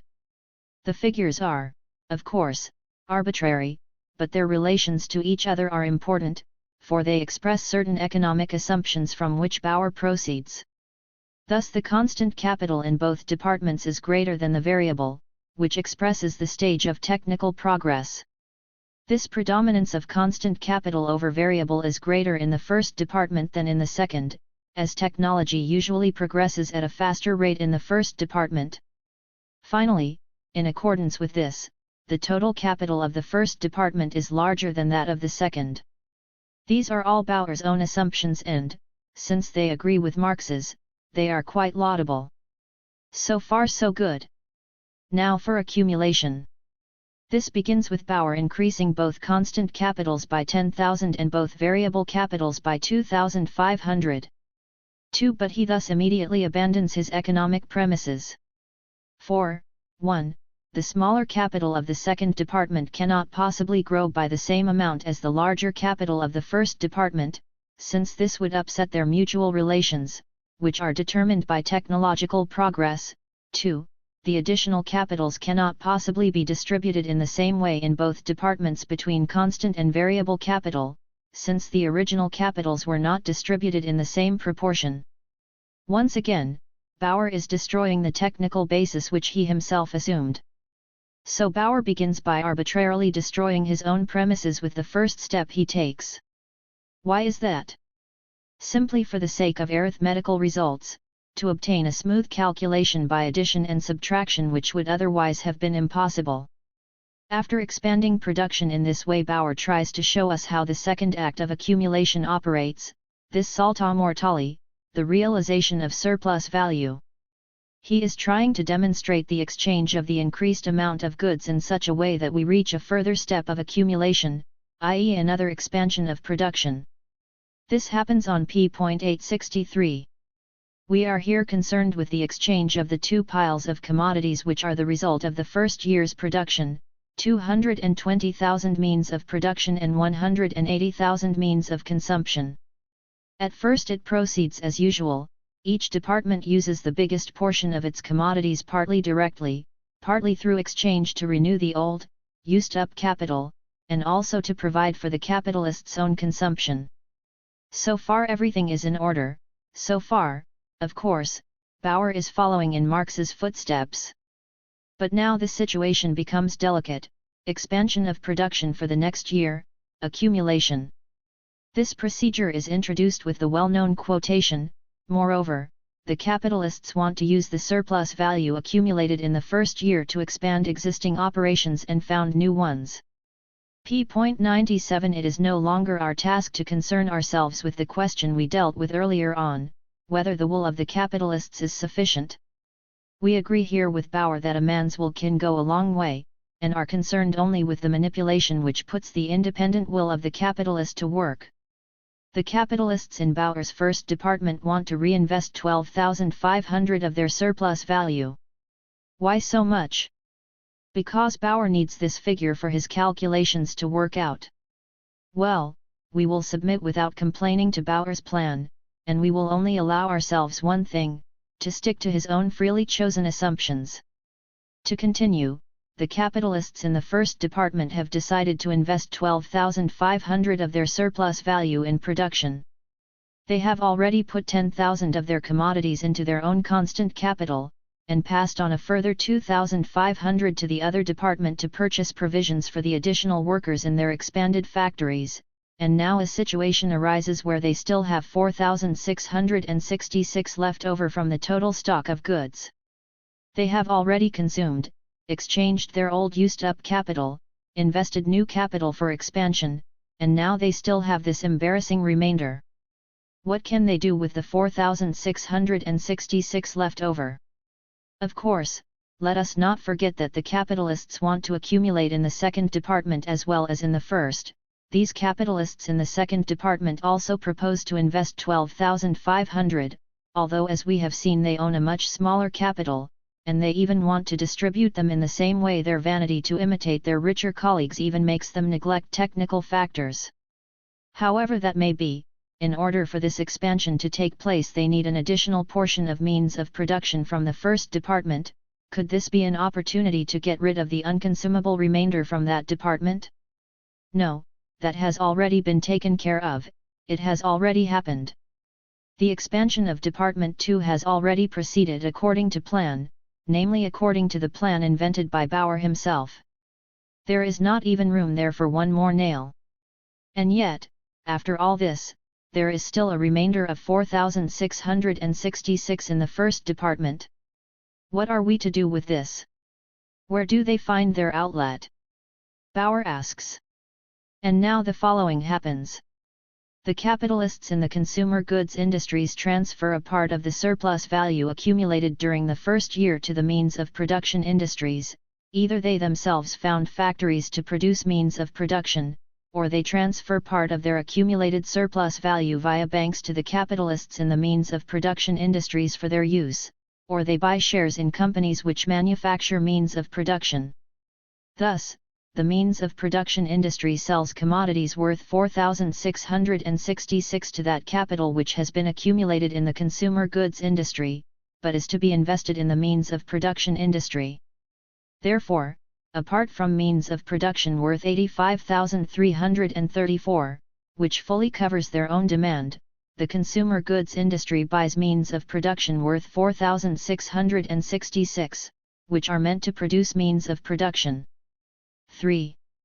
So that is the solution. The first department sells the indigestible remainder of 4,666 to the second department, which does not make use of it for itself, but transfers it back to the first department where it is used to further expand constant capital I. Once again, we do not have to go into the economic fact of Bauer's transfers of surplus value from Department I to Department 2. At this point we are blindly following Bauer through thick and thin. We just want to notice whether his own freely chosen operations are taking place fairly and cleanly, whether he is abiding by his own assumptions. Capitalists I sell their commodity remainder of 4,666 to capitalists 2 who buy it by transferring part of their accumulated surplus value to Department I. But wait a minute. What do they buy it with? Where is the part of the surplus value which pays for the purchase? There is no trace of it in Bauer's tables. The entire amount of commodities in Department 2 has already been used for the consumption of the capitalist class of both departments as well as for the renewal and enlargement of variable capital. See Bauer's own calculations on p.865, at least except a remainder of 1,167. This 1,167 in consumer goods is all that is left over from the surplus value of the second department. And now Bauer uses this 1,167, not as a sort of down payment on the 4,666 in means of production, but as variable capital for the additional workers, who were needed for the allegedly bought 4,666 in means of production. Whichever way you look at the thing, the capitalists too have used up all their surplus value. They turn out their pockets and cannot find a penny to buy the stored 4,666 in means of production. On the other hand, if this purchase had really taken place, we would have to find the 4,666 worth of exchange consumer goods in Department I. But where are they and what does Department I do with them? Not a word about this from Bauer.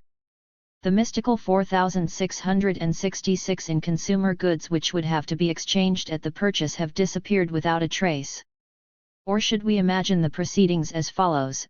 Perhaps the capitalists in Department 2 possess some spare capital which does not appear in the table, perhaps they have some deposits in the Bank of Germany, and draw 4,666 in money to buy those means of production? Pardon me. It would be an insult to Marx's models if Bauer had thought of that, if he had constructed his tables as illustrations of aggregate social capital with one eye on secret drawers containing capital reserves which he can draw on if his tables don't make any sense. Aggregate social capital is aggregate social capital. There can be no messing about with that. Everything has to be shown honestly, even the bank deposits, and the entire circulation has to take place within the framework of the model, or else the model is not worth the paper it is written on. The fact remains that the manipulations of Bauer's capitalists are sheer swindles. These gentlemen pretend to be buying and selling 4,666 in means of production, but in reality there are no means with which to buy them. When capitalists I give the remainder of their commodities to capitalists too, it is a lovely birthday present. And, in order not to act shabbily, capitalists too reply to this noble gesture with equal high-mindedness. They give the present straight back to their colleagues and even generously add their own remainder of consumer goods worth 1,167, they would not know what to do with it, anyway. There you are, folks, take it, God bless you, there you have the variable capital to set your superfluous machines in motion. Thus, as the last act of accumulation in Department I, after it has been ended according to plan in Bauer's view, we still have a new constant capital of 4,666 and a variable capital of 1,167. And Bauer adds, turning towards his audience with a tender smile, voila! In this way the total productive value of both spheres, thus also the entire surplus value, is realized. Similarly, Table 4 clearly shows that the total productive value of both spheres, including the total surplus value, is realized without disturbance not only in the first year, but in each subsequent year too. Comrade Luxemburg's assumption that the accumulated part of surplus value cannot be realized is therefore incorrect. 4. The result is very nice, but the excitement is somewhat modified by the manipulations that brought it into being. To put it plainly, after the exchange between the two departments has taken place in order to renew and expand the capital, an indigestible remainder of means of production worth 4,666 is left in Department I, and a similar remainder of consumer goods worth 1,167 is left in Department II. What are we to do with both of them? First exchange them, at least up to the smaller sum? But there would still be a totally useless remainder in Department I, we would only have changed the numbers, but not the embarrassment. Secondly, what economic purpose and meaning could this exchange have? What is Department I to do with the consumer goods it has purchased in this way for its additional workers, as it would not have enough means of production to occupy these workers? Similarly, what is Department II to do with the means of production it has bought, since in this exchange it gave away the consumer goods it would need for its additional workers? Exchange is therefore impossible, the two remainders in the model are unsaleable. Bauer uses the following tricks to get himself out of this mess. Firstly, he fabricates the sale of the unsaleable remainder of commodities from Department I to Department II, without a single word about how the latter pays for it.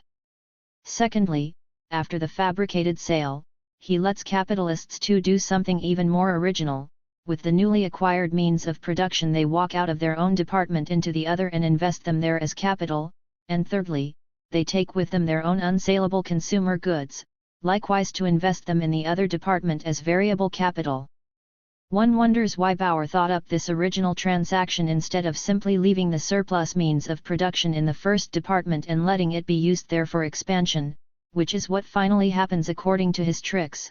However, Bauer would then fall out of the frying pan into the fire, that is, he would have to explain how the necessary variable capital in the shape of 1,167 consumer commodities can be steered from the second department over to the first. Since this is just not feasible and it is absolutely impossible to use up every single product through exchange, Bauer makes up his confused contraption which makes one's eyes swim, in order to put together these unsaleable remains of the commodities in the first department as the final act of accumulation. It is certainly a bold idea. Marx was the first in the history of political economy to make the distinction between the two departments of social production and describe it schematically. This is a fundamental concept which put the whole problem of social reproduction on a new basis and made it possible to investigate accurately for the first time. Marx's distinction and his model, however, assume that only exchange relations exist between the two departments, which is precisely the basic form of capitalist or commodity-producing economy. When working with his model, too, Marx keeps strictly to this basic condition, just as he sticks to all his assumptions with relentless consistency. Bauer comes along and casually hurls Marx's entire analysis to the ground by transferring the commodities backwards and forwards from one department to the other without exchange, and flying about in the rigorous model like a wild goose in the sky, to use a Polish proverb. Bauer appeals to the fact that, with technological progress, the production of means of production will grow at the expense of the consumer goods production, and the capitalists in the latter department will thus constantly place a portion of their surplus value in the former department in some form or other, through banks, shareholding, or founding new enterprises. All this is excellent. However, the transfer of accumulated surplus value from one branch of production to another can only occur in the form of money capital, that form of capital which does not differentiate and is absolute, and is therefore essential for social fluctuation, to initiate the displacements of social commodity production. A load of unsaleable wax candles cannot buy shares in copper mines, nor can a warehouse full of unmarketable rubber shoes set up a new machine factory. The point was to show how general exchange converts capitalist commodities into money capital, which alone enables the fluctuation from one branch of production to the other. Thus, when exchange is no longer possible, it is pure escapism simply to transfer the unmarketable products into another department of production without exchange. Equally amazing is Bauer's idea of letting one department of social production participate in the other. Marx's departments do not mean registers of employers' names, but objective economic categories. If a capitalist from Department 2 wants to set up and accumulate in Department I with part of his money capital, that does not mean that the Department of Consumer Commodities is producing in the Department of Means of Production, which is an economic absurdity, but that one and the same person is acting simultaneously as an employer in each of the two departments. Thus in economic terms we are dealing with two capitals, one of which produces means of production, the other consumer goods. For the analysis of the conditions of social reproduction, the fact that both sums of capital belong to one and the same person, and that the surplus value from them both join each other in one pocket, is objectively immaterial. Thus exchange remains the sole connection between the two departments. Otherwise, if one mixes the two into a shapeless mash, as Bauer does, Marx's rigorous construction, the result of 100 years of struggle for clarity in political economy, disintegrates, the analysis of the process of reproduction breaks up into the chaos where Say and similar intellects wandered boldly about in thin air. Nota bene, at first Bauer himself proceeds from this premise. For example, right at the beginning when he is constructing his tables he says, thus the value of the products of the consumer goods industry must amount to 188,000 in the second year, for the consumer goods can only be exchanged for these amounts of value. 5. Similarly, after his tables are complete and accumulation can proceed, he asks, who buys these commodities? 6. Thus Bauer himself makes the condition that he will accomplish accumulation by raising the total social amount of commodities. And, finally, after various exchanges, he still has some commodities left in both departments which cannot be exchanged. He then gets himself out of trouble by making both departments give presents to each other and by letting one department participate in the other's production. Thus, at the very point of departure of his tables, Bauer gives up his own premise and the fundamental premise of Marx's model.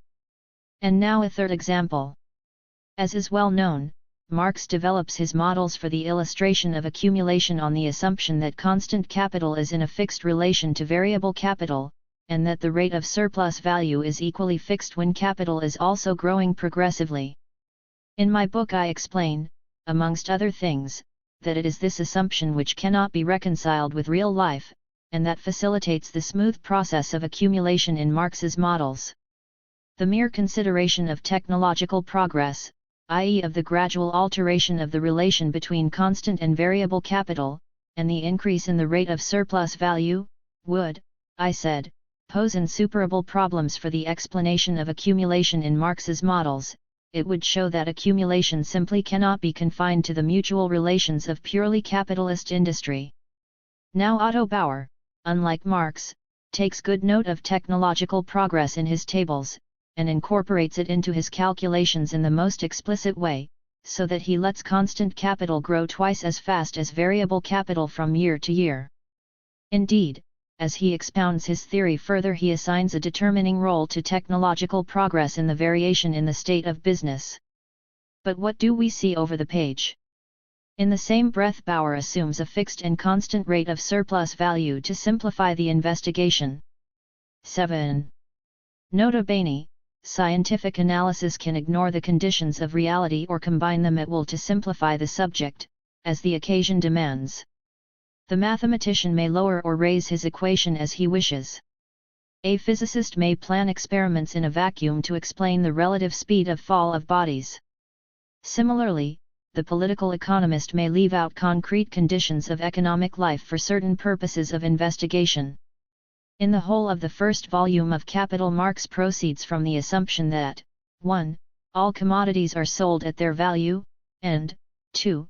That wages correspond to the full value of labor, an assumption which, as everyone knows, contradicts practice at every step. Marx uses this procedure to show how capitalist exploitation is accomplished even under the most favorable conditions for the workers. His analysis does not cease to be scientifically accurate because of this. On the contrary, it is precisely in this way that he gives us an unshakable foundation for the exact estimation of daily practice and its exceptions. But what would one say to a mathematician who would multiply one half of his equation by 2 and leave the other half unchanged or divided by 2?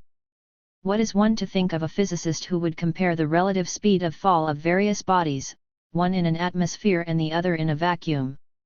This is how Bauer behaves. Of course, in all his models of reproduction, Marx assumes a permanently fixed rate of surplus value, and one can hold that this very assumption is not legitimate for the investigation of the problem of accumulation. Marx, however, did stick rigorously to his assumption, and within the limits of that assumption, he ignored technological progress in every case. Bauer treats the subject quite differently. Like Marx, he assumes a fixed rate of surplus value, but unlike Marx, he simultaneously assumes strong and continuous technological progress. He brings technological progress into his calculations, but this by no means raises the level of exploitation to conditions which completely contradict and neutralize one another. He then generously leaves us to test all his calculations on the assumption of an increasing rate of surplus value, which he had at first neglected, assuring us that everything would then proceed to the satisfaction of all. It is a pity that Bauer did not consider it worth his trouble to go on to complete this little detail himself, instead of breaking off his ingenious calculations, just like the other calculation experts, and taking leave of us because of urgent delays at the very point where his proof should have begun. 8. This at least would be the only way in which an arithmetical proof could have been provided for Bauer's assertion. What he has now provided is no longer an aid for scientific analysis, but quackery, which explains nothing and can prove nothing. Up till now I have still not touched upon the economic content of Bauer's tables. I have only, with a few examples, attempted to demonstrate the methods used by Bauer, and the way in which he keeps to his own conditions. I did not go into his handling of the tables in such detail in order to celebrate cheap victories over the clumsiness of his schematic operations. Many of his pitfalls can easily be avoided by somewhat more ingeniously constructed tables. Baranowski, for example, is a past master at this. Not that this would prove much more about the question. The point, however, is how Bauer uses Marx's models. It is a fact that the confusion which Bauer engenders in his tables betrays all too clearly just how much he could do with Marx's tables. Bauer's CO expert, Eckstein, can slate him as much as he likes for his basic misunderstanding of Marx's models and his complete inability to work with Marx's models. It is not because I wanted to judge Bauer so harshly, like his Austro-Marxist colleague, that I am not content with emphasizing these few tests, but because Bauer explains naively. Rosa Luxemburg is content to point out the capriciousness of Marx's models. We propose to attempt to look at Marx's thought process in a reasonable manner and to conduct our investigation with a model freed from caprice. This is why we have erected tables here which are no longer capricious, and whose measurements necessarily follow from each other, provided one first presupposes the assumption. 9. Now, Bauer will excuse my wanting to stay with the uncorrected Marx and his capriciousness after the tests I have made. We will still have the opportunity at the end to see what difference there is between the mistakes of a Marx and the blunders of his expert epigones. Bauer, however, is not content to give me instruction, but thorough man that he is, he also sees fit to explain my mistake. He has discovered the basis of my error. Comrade Luxemburg is thus incorrect in her assumption that the accumulated part of surplus value cannot be realized, he writes, after his tables have worked out without remainder through the above manipulations. How can Comrade Luxemburg have come to this incorrect assumption? And now follows the amazing explanation. We have assumed that in the first year the capitalists buy the means of production which will be set in motion by the increased labor force in the second year, and that in the first year the capitalists buy the consumer goods which they sell to the increased labor force in the second year. If we did not assume this, it would in fact be impossible to realize this year the surplus value which was produced in the first year. And yet again, Rosa Luxemburg believes that the accumulated part of surplus value cannot be realized. Indeed, it cannot be realized in the first year if the material elements of the additional productive capital will not be bought until the second year. 10. That is the heart of the matter. I was not aware that, if one wanted to open a factory and put it into production in 1916, one had to construct the necessary buildings, buy the machines and materials and get the provisions in stock for the workers who are to be employed in 1915. I was under the impression that one founds a business enterprise first and then buys the building site for it, that one employs workers first and then plants the rye which will be baked into bread for them. It is, in fact, ludicrous for the very reason that such disclosures are served up in the scientific organ of Marxism. So Otto Bauer really believes that Marx's formulae have something to do with years, and the good soul toils through 2 sides of print to point this out to me in simple language with the help of 3 storied formulae in Roman and Greek letters. But Marx's models of capital accumulation have absolutely nothing to do with calendar years. Marx was dealing with the economic metamorphoses of products and their connection in a capitalist economy. He was dealing with the fact that, in the capitalist world, the sequence of the economic processes is production, exchange, consumption, production again, exchange, consumption, and so on in an endless chain. Because exchange is the unavoidable transitional phase of all products and the sole link between producers, when the commodities are realized is in the first instance irrelevant for profit-making and accumulation. The following 2 facts, however, are relevant. The total capitalist, like each individual capitalist, cannot plan to enlarge production until he has exchanged his quantity of commodities, and the total capitalist, like each individual capitalist, cannot plan to enlarge production if there is no indication of an enlarged market. Where then does the entire class of capitalists find the growing market which is the basis for their accumulation? This was the question. And Bauer finally provides the following detailed elucidation. In reality, the accumulated surplus value is also realized in capitalist society. At all events, the realization is accomplished step by step, gradually. Thus, for instance, the provisions which will be used in the second year to feed the extra number of workers are normally produced in the first year and sold to wholesale capital. Thus, part of the surplus value which lies in these provisions will already be realized in the first year. The realization of the other part of the surplus value would then result from the wholesaler selling these provisions to the retailer, who sells them to the workers. Thus far our model is a faithful representation of reality. 11. At least Bauer gives us a tangible example here of how he imagines surplus value is realized. Whether it be in the first or the second year, this takes place by the manufacturer selling the provisions to the wholesaler, he to the retailer, and finally the small shopkeeper selling them to the extra labor force. Thus it is the workers who, in the last analysis, realize the capitalist's surplus value for him, who help it to turn into hard cash. Thus far Bauer's model is a faithful representation of the range of vision of the individual capitalist and his theoretical Sancho Panza, the bourgeois vulgar economist. Of course, as far as the individual capitalist is concerned, Fred is as good a consumer of his commodities as Joe, workers are as good as another capitalist, nationals are as good as foreigners, and farmers are as good as artisans. To whomever he sells his commodities, the individual capitalist pockets his profit and the employers in the branch of provisions who sell their commodities to the workers rake in as good a profit as the employers in the branch of luxury goods do by selling off their top quality wares, lace, gold articles, and diamonds to the fair womanhood of the top 10,000. But if Bauer, without noticing it in the least, transfers this trite empiricism as regards every individual employer, over to capital as a whole, if he cannot differentiate the conditions of social reproduction from the conditions of reproduction of individual capital, well then, why on earth did Marx write the second volume of Capital?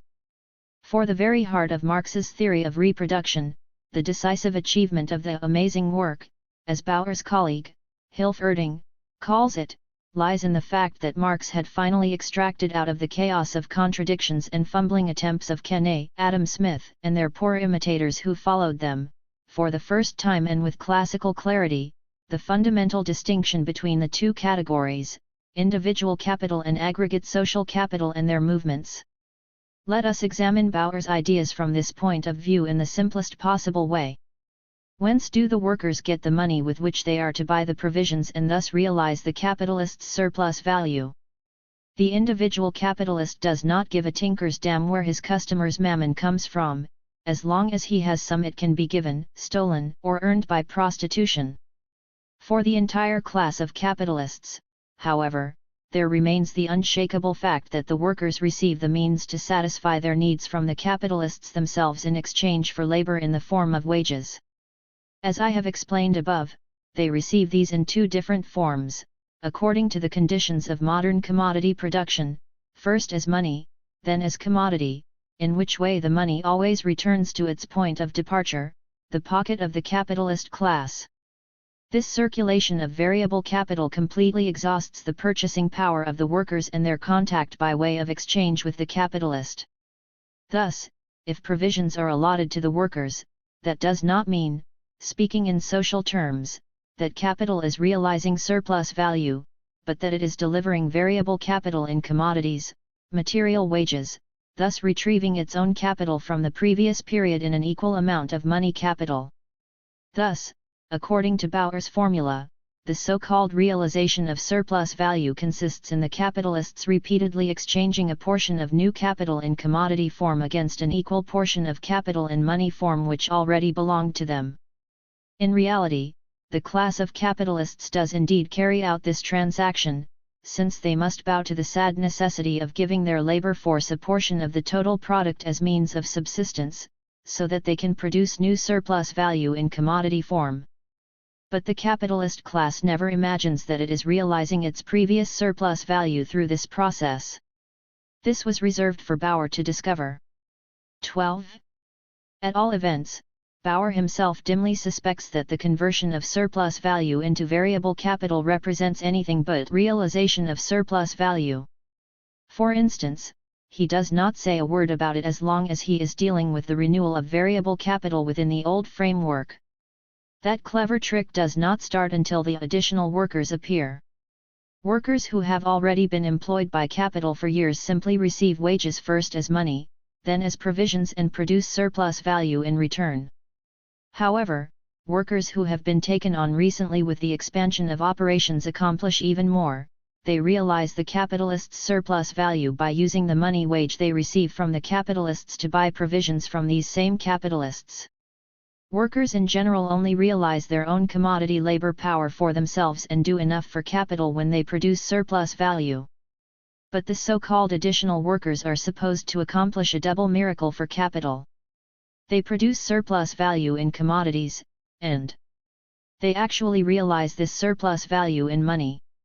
We have finally arrived at the basic concepts of the process of reproduction, just inside the front door of the second volume of Capital, and now it becomes very clear that Bauer is not only called upon to explain Marx's second volume, but also to free it from contradictions and arbitrariness and to express Marx's thoughts in a reasonable way.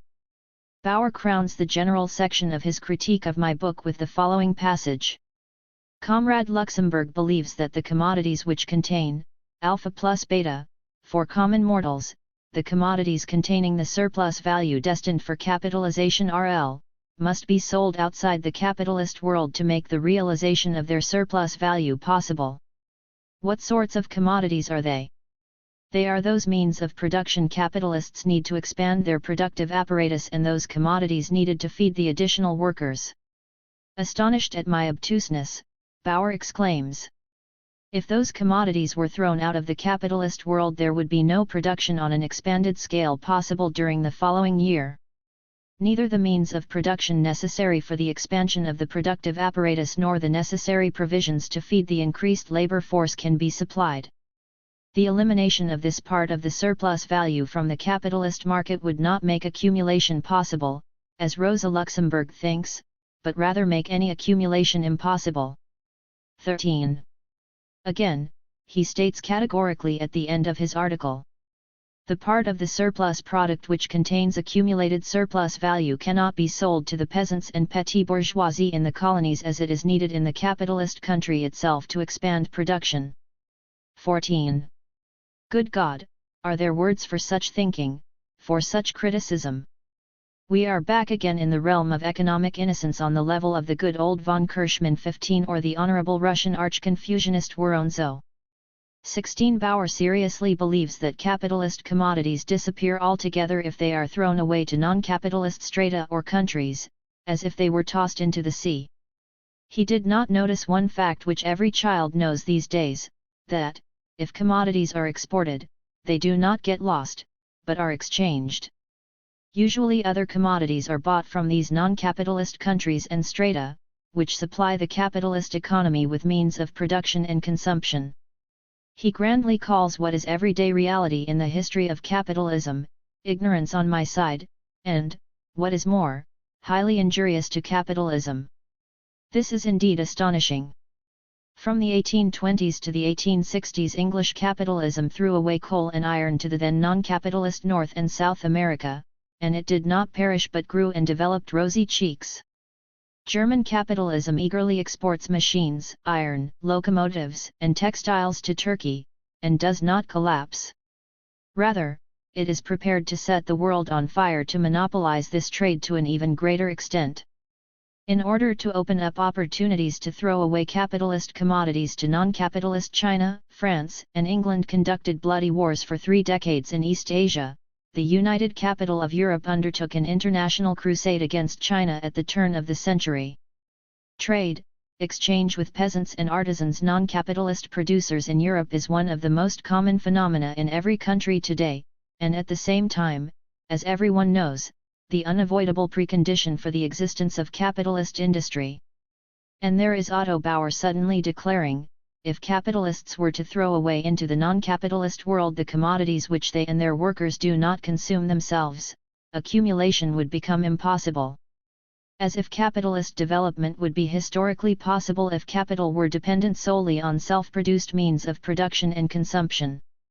This is how one can get entangled in one's eagerness for theoretical stupidity. But it is characteristic, for this entire expert epigone tendency of Marxism in theory and practice, and we will find this amply confirmed later on, that they lose all sense of reality by burying themselves in an abstract model. The more boldly they wander around with a stick in the mist of theory, the more miserably they stumble over the glaringly obvious facts of real life. We have now dealt with Bauer's preliminary points, we are familiar with his methods and procedures. We still have the main thing, his population theory. Chapter 4. The New Population Theory of Otto Bauer. Every society which grows must expand its productive apparatus every year. This will be a necessity for the future socialist society as much as it is for the present capitalist society, or as it was for the simple commodity production and peasant economy of the past, which produced for its own need. 1. Here, in a nutshell, is Bauer's solution to the problem of accumulation.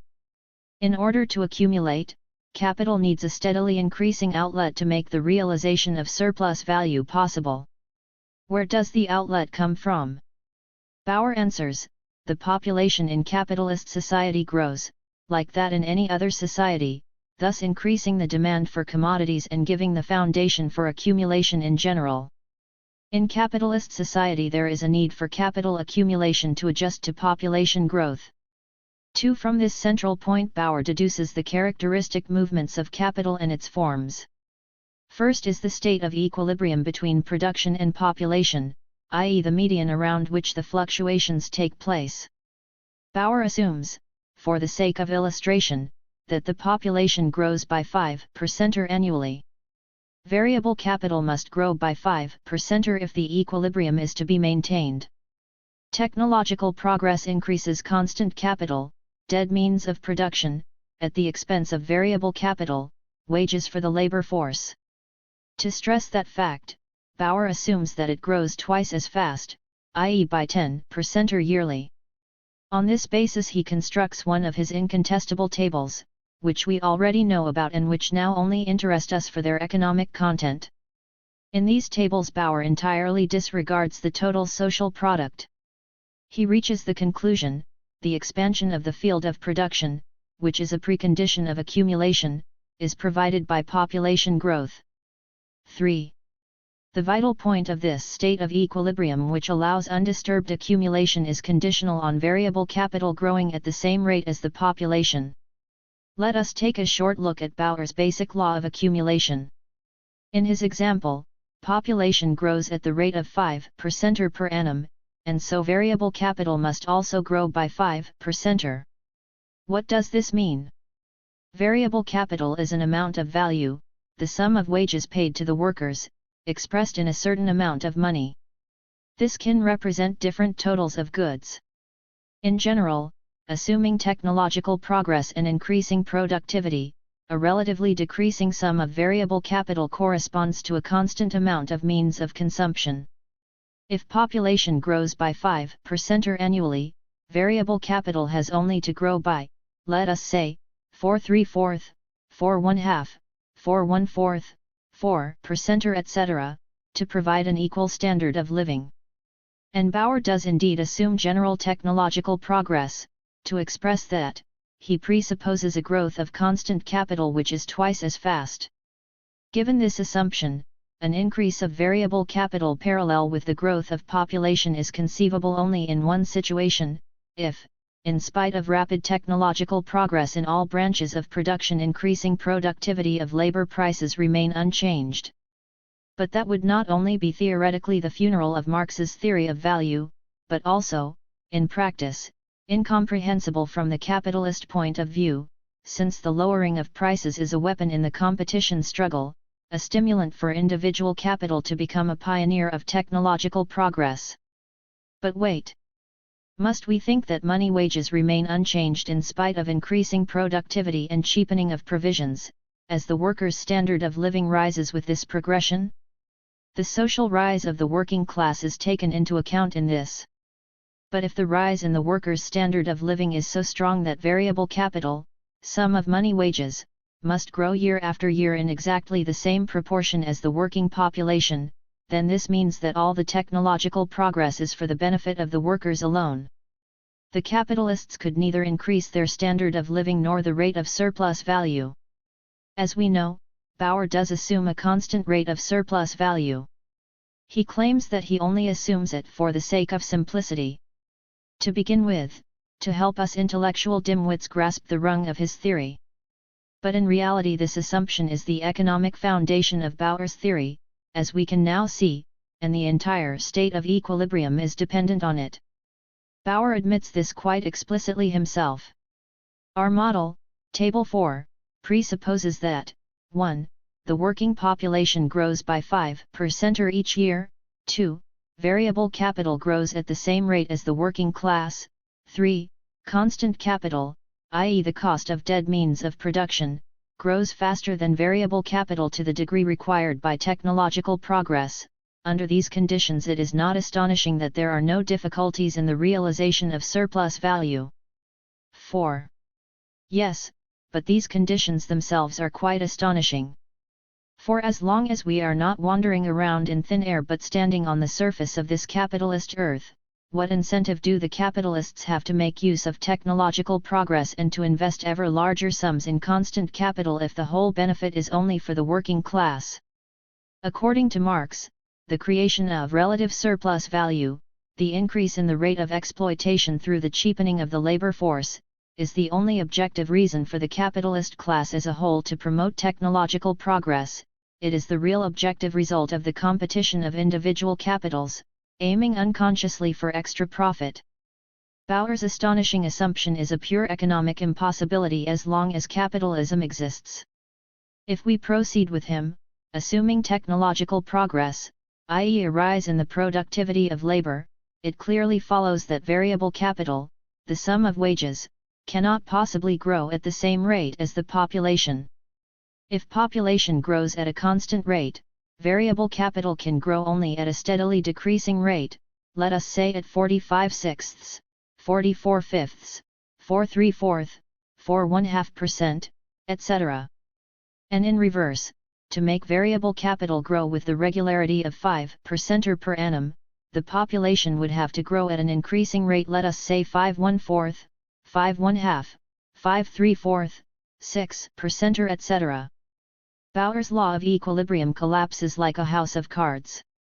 His theory of equilibrium is constructed on the dilemma of two economic absurdities, both contradicting the essence of capitalism and the purpose of accumulation. Either technological progress does not lower commodity prices at all, or the lower prices are only for the benefit, not of accumulation, but of the workers. Let us take a look at reality.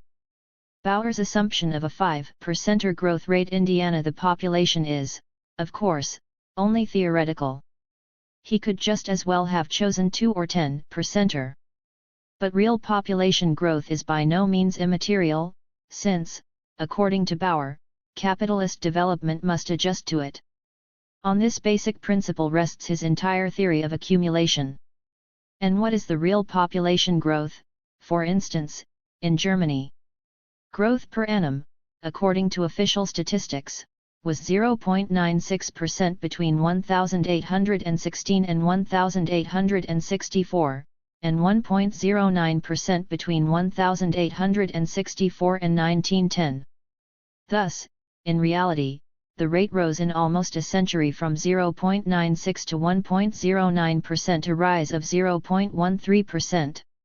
If we look at the period of large-scale capitalist development in Germany, the annual increase from 1871 to 1880 was 1.08%, 0.89% from 1880 to 1890, 1.31% from 1890 to 1900, and 1.41% from 1900 to 1910.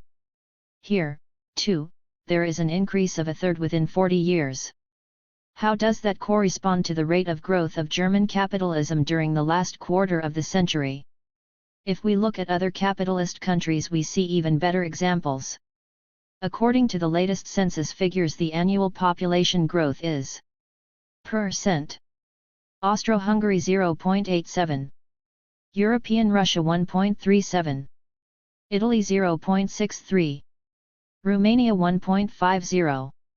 Serbia 1.60. Belgium 1.03. Netherlands 1.38. England, Scotland, and Ireland 0.87. USA 1.90. France 0.18. One sees that the absolute figure of population growth, as well as the comparison of different countries, gives wonderful figures for the standpoint of the alleged basis of capital accumulation. To find Bauer's hypothetical 5% just for fun, we would have to emigrate to warmer climates, somewhere like Nigeria or the Sunda Archipelago. Indeed, the annual increase of population in the following countries is %. Uruguay 3.77. British Malaya 4.18. South Nigeria 5.55. North Borneo 6.36. Hong Kong 7.84. What a pity that those inviting luxurious pastures only exist where there is as yet no capitalist production, and these perspectives shrink to a barren field as soon as we come closer to the family seats of capitalism. Let us take a closer look at the matter. Bauer says that capital accumulation is dependent on population growth. What about France, for instance? Their population growth has steadily decreased, it is now only 0.18%. The population growth is slowly coming to a standstill, perhaps even an absolute decrease is ahead. In spite of that, capital in France happily carries on accumulating, so well, that France can provide the whole world with its capital reserves. In Serbia population increases twice as fast as in England, but, as is well known, capital accumulation is much stronger in England than in Serbia. How does that make sense? The answer to these doubts only points out our own obtuseness. Bauer's theory is not related to individual countries and their populations. It looks at population in general. The growth of mankind in general is important. Excellent. But then there are even stranger riddles. It is obvious that the annual increase of mankind is relevant for capitalism only to the extent that mankind consumes capitalist commodities. There is no doubt that the encouraging growth of population in North Borneo or South Nigeria is of little relevance to the accumulation of capital in the near future. Is the increase in the number of customers for capitalism somehow connected to the natural growth of population? One thing is clear: if capital were to wait for the increase of its consumers through natural reproduction, it would still be, at best, in the swaddling clothes of its manufacturing period. In fact, capital does not dream of waiting. Rather, it uses other abbreviated methods to expand the basis of accumulation. Making use of all political means it attacks: 1. Barter economy, 2. Simple commodity-producing economy. Gradually destroying both, it finds more and more consumers in all parts of the world. But these methods interfere drastically with population growth in the relevant countries and peoples. The number of consumers can grow while the population decreases. In fact, the capitalist method of producing a world market goes hand in hand with decimation and even extermination of whole tribes. This process, still going on, has accompanied capitalist development since the discovery of America, the Spanish in Mexico and Peru in the 16th century, the English in North America in the 17th, in Australia in the 18th century, Dutch in the Malay archipelago, French in North Africa, English in India in the 19th century, Germans in Southwest Africa in the 20th century. The wars of European capital to open up China have also led to periodic mass slaughter of the Chinese population, thus unavoidably slowing down their natural growth. At the same time as the expansion of the base of accumulation in non-capitalist countries is linked with the partial extermination of the populations, it is accompanied by different variations in the population structure in those countries where capitalist production is already rooted. In the two constituents of the latter, birth rate and death rate, we see two opposed movements in all capitalist countries. The birth rate is generally decreasing. Thus these were the figures for the birth rate in Germany per 1,000 inhabitants: 1871-80, 40.7, 1881-90, 38.2, 1891-1900, 37.3, 1901-10, 33.9, 1911, 29.5, 1912, 29.1. The same tendency is clear when one compares the highly developed countries with the underdeveloped ones.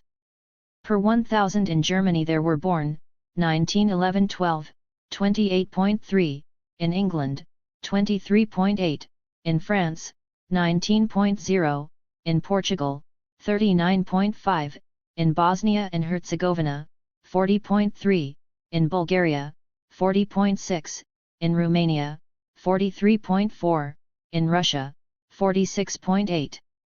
All statisticians, sociologists, and doctors attribute this phenomenon to the effects of big city life, factories, insecurity of existence, cultural improvements, etc. In short, to the effects of capitalist culture. At the same time, modern developments in science and technology and cultural improvements successfully combat the death rate.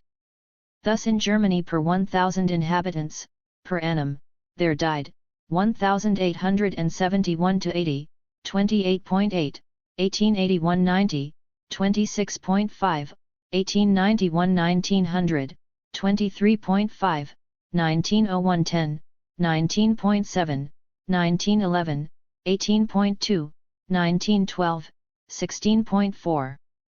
Comparing highly developed with backward countries, the same picture appears: deaths per 1,000 inhabitants, 1911-12, in France, 17.5, in Germany, 15.6, in Belgium, 14.8, England, 13.3, Russia, 29.8, Bosnia and Herzegovina, 26.1, Romania, 22.9, Portugal, 22.5, Bulgaria, 21.8. Depending on which of the two factors becomes stronger, population grows either faster or slower. But, in any case, it is the development of capitalism with its economic, social, physical, and intellectual epiphenomena, it is capital accumulation, which influences the growth of population and not the other way round. In general, the influence of capitalist development leads, sooner or later, to a slowing down of the population growth.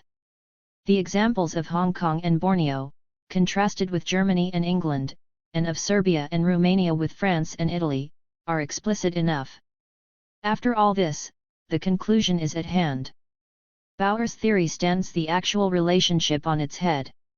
By subordinating the accumulation of capital to population growth, he negates the commonly known fact that capital shapes population. At one point it exterminates it en masse, soon it speeds up growth, soon it slows it down, with the general result, the faster the accumulation the slower the growth of population. A nice quid pro quo this for an historical materialist, forgetting to look at reality and to ask himself, yes, capital accumulation is dependent on population growth, but what does population growth itself depend on?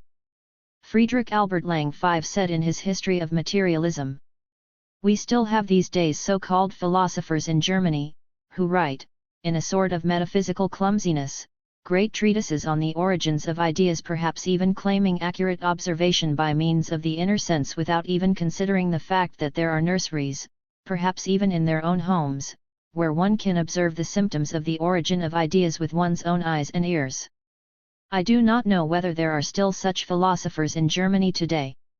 But the species of metaphysical clumsiness which tries to solve social problems through exact schematic calculations by using the inner sense and forgetting eyes and ears, the world and the nursery, seems to have found the competent heirs of classical German philosophy among the experts of official Marxism. But things get even more beautiful. Up till now we have been considering the economic conditions of population growth because Bauer appears to be basing his theory of accumulation on this. In reality, his theory has a different basis. When he talks about population and population growth, he really refers to the class of wage workers in capitalist society, and to this alone. The following quotations are sufficient to prove this. We assume that the population grows by 5% each year. If the balance, between production and social requirements, is to be maintained, then the variable capital, i.e. the amount of wages paid, must also grow by 5% each year. 6.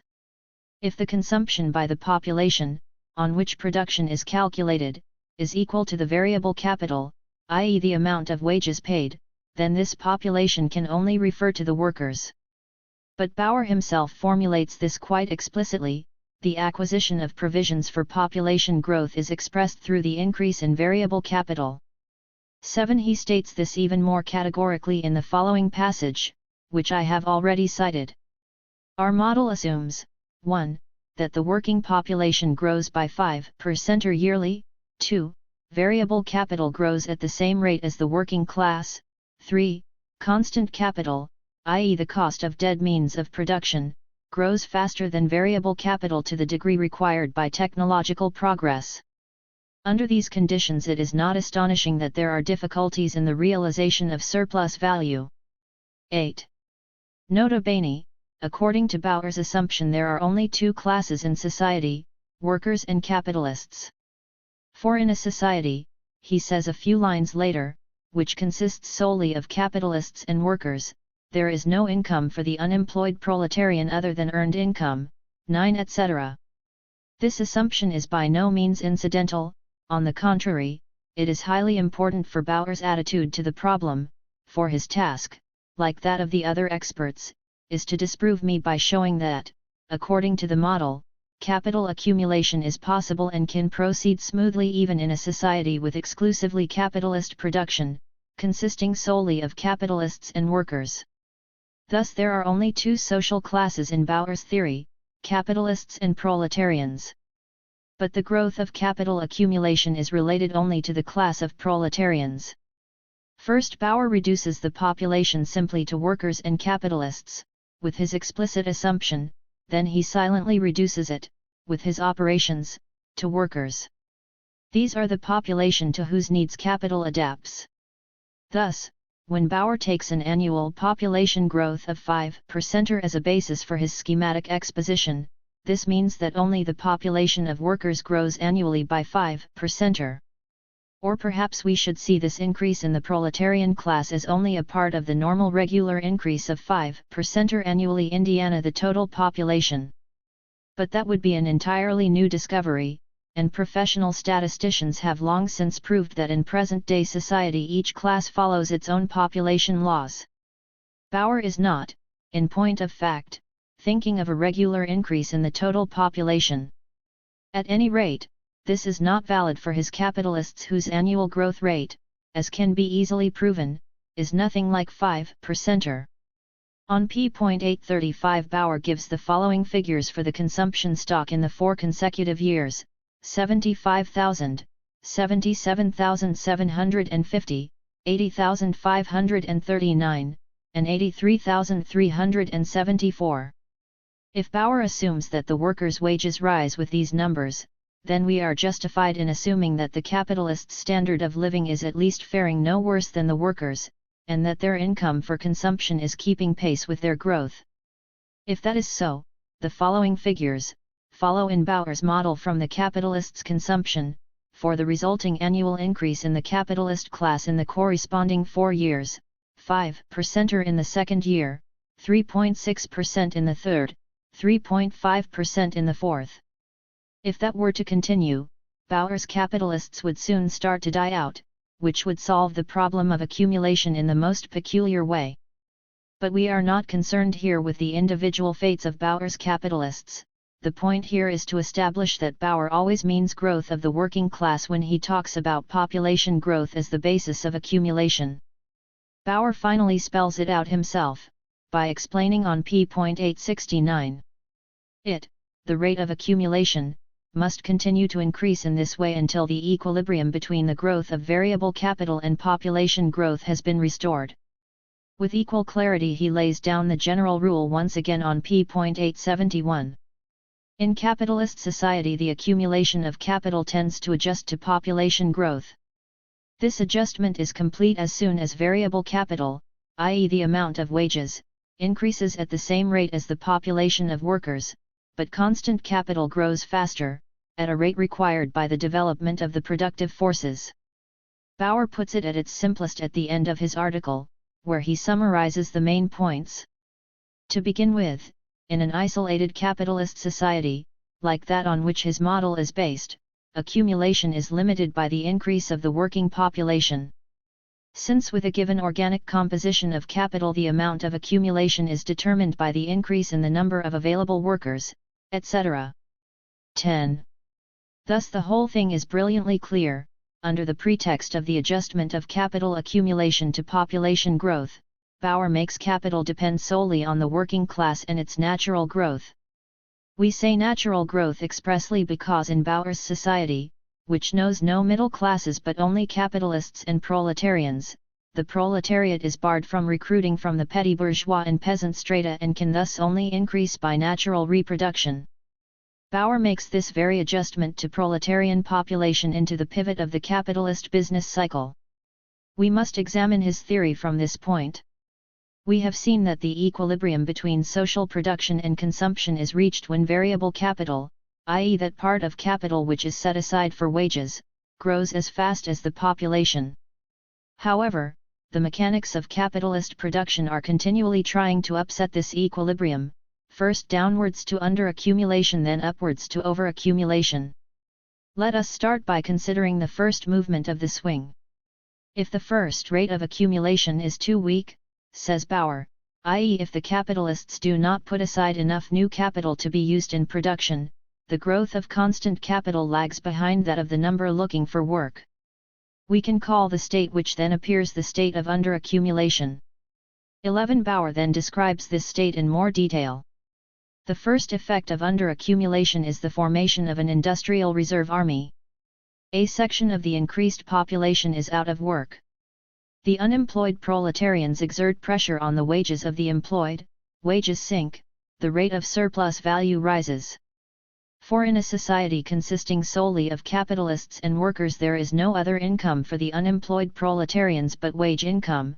Wages must sink and the rate of surplus value must rise until the entire working class finds work despite the relatively reduced variable capital.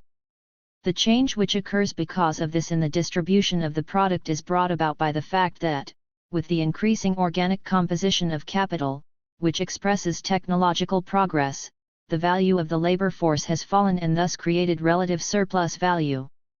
This growth of surplus value provides fresh funds for the capitalists to employ in renewed and stronger accumulation, which results in a more energetic demand for labor. Thus, the amount of surplus value which will be used to enlarge variable capital grows too. It will continue to grow like this until the equilibrium between the growth of variable capital and population growth has been restored. 12. In this way we are led out of underaccumulation and back to equilibrium. We have described here one half of the pendulum movement of capital. Let us take a little more time over this, the first act of the performance. The state of equilibrium means let us remind ourselves once again that the demand for labor and the growth of the proletarian population balance each other, thus the entire working class finds employment for its natural increase. Production is then thrown out of this equilibrium, the demand for work lags behind the growth of the proletariat. What throws it out of equilibrium? What makes the pendulum move past the center point of balance for the first time? Mere mortals find it somewhat difficult to discover this from Bauer's learned gibberish. Fortunately, he comes to our aid with somewhat clearer language on the next page, where he says, the progress towards the higher organic composition of capital always brings about underaccumulation. 13. At least that is clear and to the point. Technological progress, which supplants living labor power by machines and, therefore, periodically slows down the demand for workers, creates an industrial reserve army, lowers wages, in short, it brings about a state of underaccumulation. Let us confront Bauer with Marx. In a state of underaccumulation, says Bauer, the value of labor falls, and in this way relative surplus value is formed, serving as a new fund for accumulation.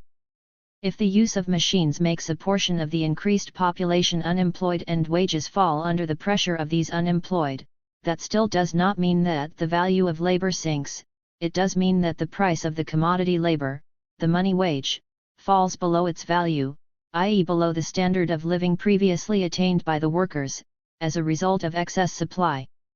According to Marx, however, relative surplus value does not develop through wages falling below the value of labor because of a decreased demand for workers. On the contrary, and Marx repeats this time and time again in the first volume of Capital, it develops under the explicit condition that the price of labor, i.e. the wage, is equal to its value, in other words, that demand and supply of labor are in equilibrium.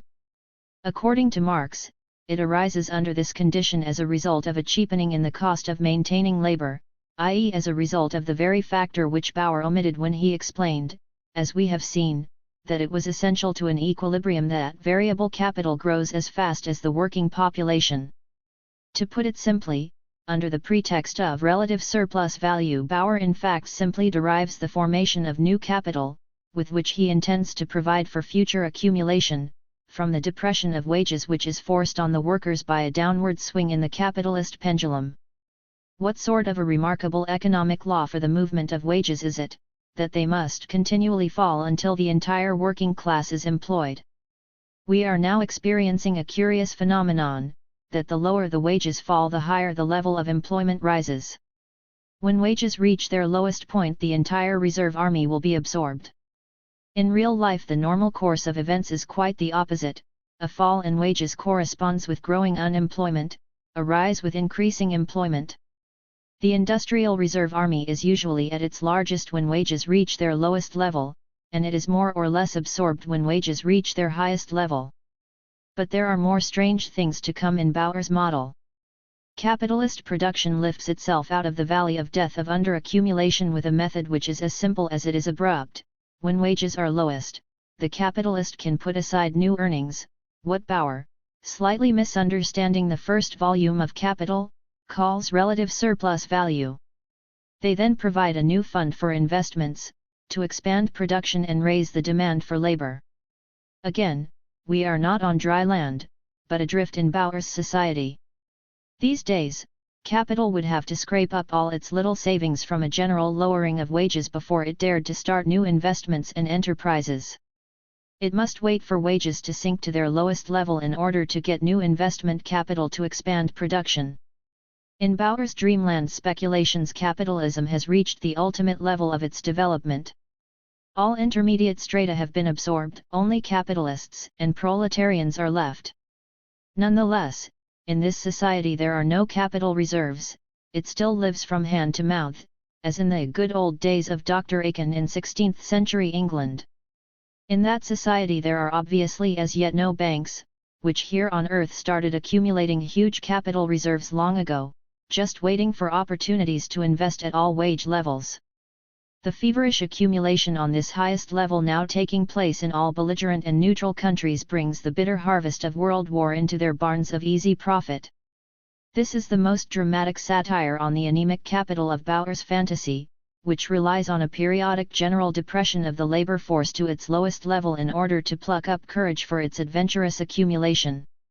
Bauer repeats himself when describing the restoration of equilibrium. Under the pressure of the industrial reserve army, the rate of surplus value, and with it the rate of social accumulation, will rise until it is large enough to increase variable capital at the same rate as the working population, in spite of increasing organic composition. As soon as that point is reached, the industrial reserve army is absorbed, nota bene, for the second time. It was absorbed once before, when wages were at their lowest, i.e. in the most severe underaccumulation, RL, and the equilibrium between accumulation and population growth is restored. 14. The second swing of the pendulum now follows this restored state of equilibrium upwards, to overaccumulation. Bauer describes this process very simply. If the rate of social accumulation rises, due to conscious pressure on wages, RL, the point will be reached where variable capital is growing faster than the population. We call this state the state of overaccumulation. That is all. Bauer tells us no more than that about overaccumulation. All we discover is that the rate of accumulation, i.e. formation of capital suitable for investment, finally increases to the point where the demand for labor is greater than the supply. But why must it finally reach this point? Does it follow a physical law of inertia because it is already in the process of rising? Let us envisage what initiated this rise. Wages fell under the pressure of unemployment, resulting in the growth of disposable capital. This growth can only continue until all workers return to employment, and in Bauer's strange society this happens when wages are at their lowest point. But once the entire working population is employed, wages stop falling even in this strange society and, as in real life, they actually start to rise again. And as soon as they begin to rise, the rate of accumulation, which according to Bauer can only grow from that source, must stop increasing. How, then, can it continue to grow towards the final stage of overaccumulation once all the workers are employed? In vain do we wait for an answer. The origin of overaccumulation remains hidden from us, and so does the last act of the performance, the process by which overaccumulation is overcome and the state of equilibrium restored. If the rate of accumulation is too high, of course, in relation to the labor force and its growth RL, then the reserve army is soon absorbed, wages rise, the rate of surplus value sinks. This results in an even more rapid fall in the rate of profit than would otherwise be the result of increasing organic composition of capital. This gives rise to a disastrous crisis, large-scale unemployment of capital, mass destruction of values and a sudden slump in the rate of profit, and once again we fall back into underaccumulation, since accumulation drops and the growth of variable capital again falls behind the population growth. 15. But why on earth does the disastrous crisis occur at the height of overaccumulation? For Bauer, overaccumulation means only that variable capital increases faster than the population. More simply, the demand for labor is greater than the supply. And that causes a crisis in industry and commerce? Bauer avoids explanation, bringing a quotation by Hilferding to his aid. The crisis occurs when the previously described tendencies of a falling rate of profit grow stronger than the tendencies which have caused increases in prices and profits because of rising demand.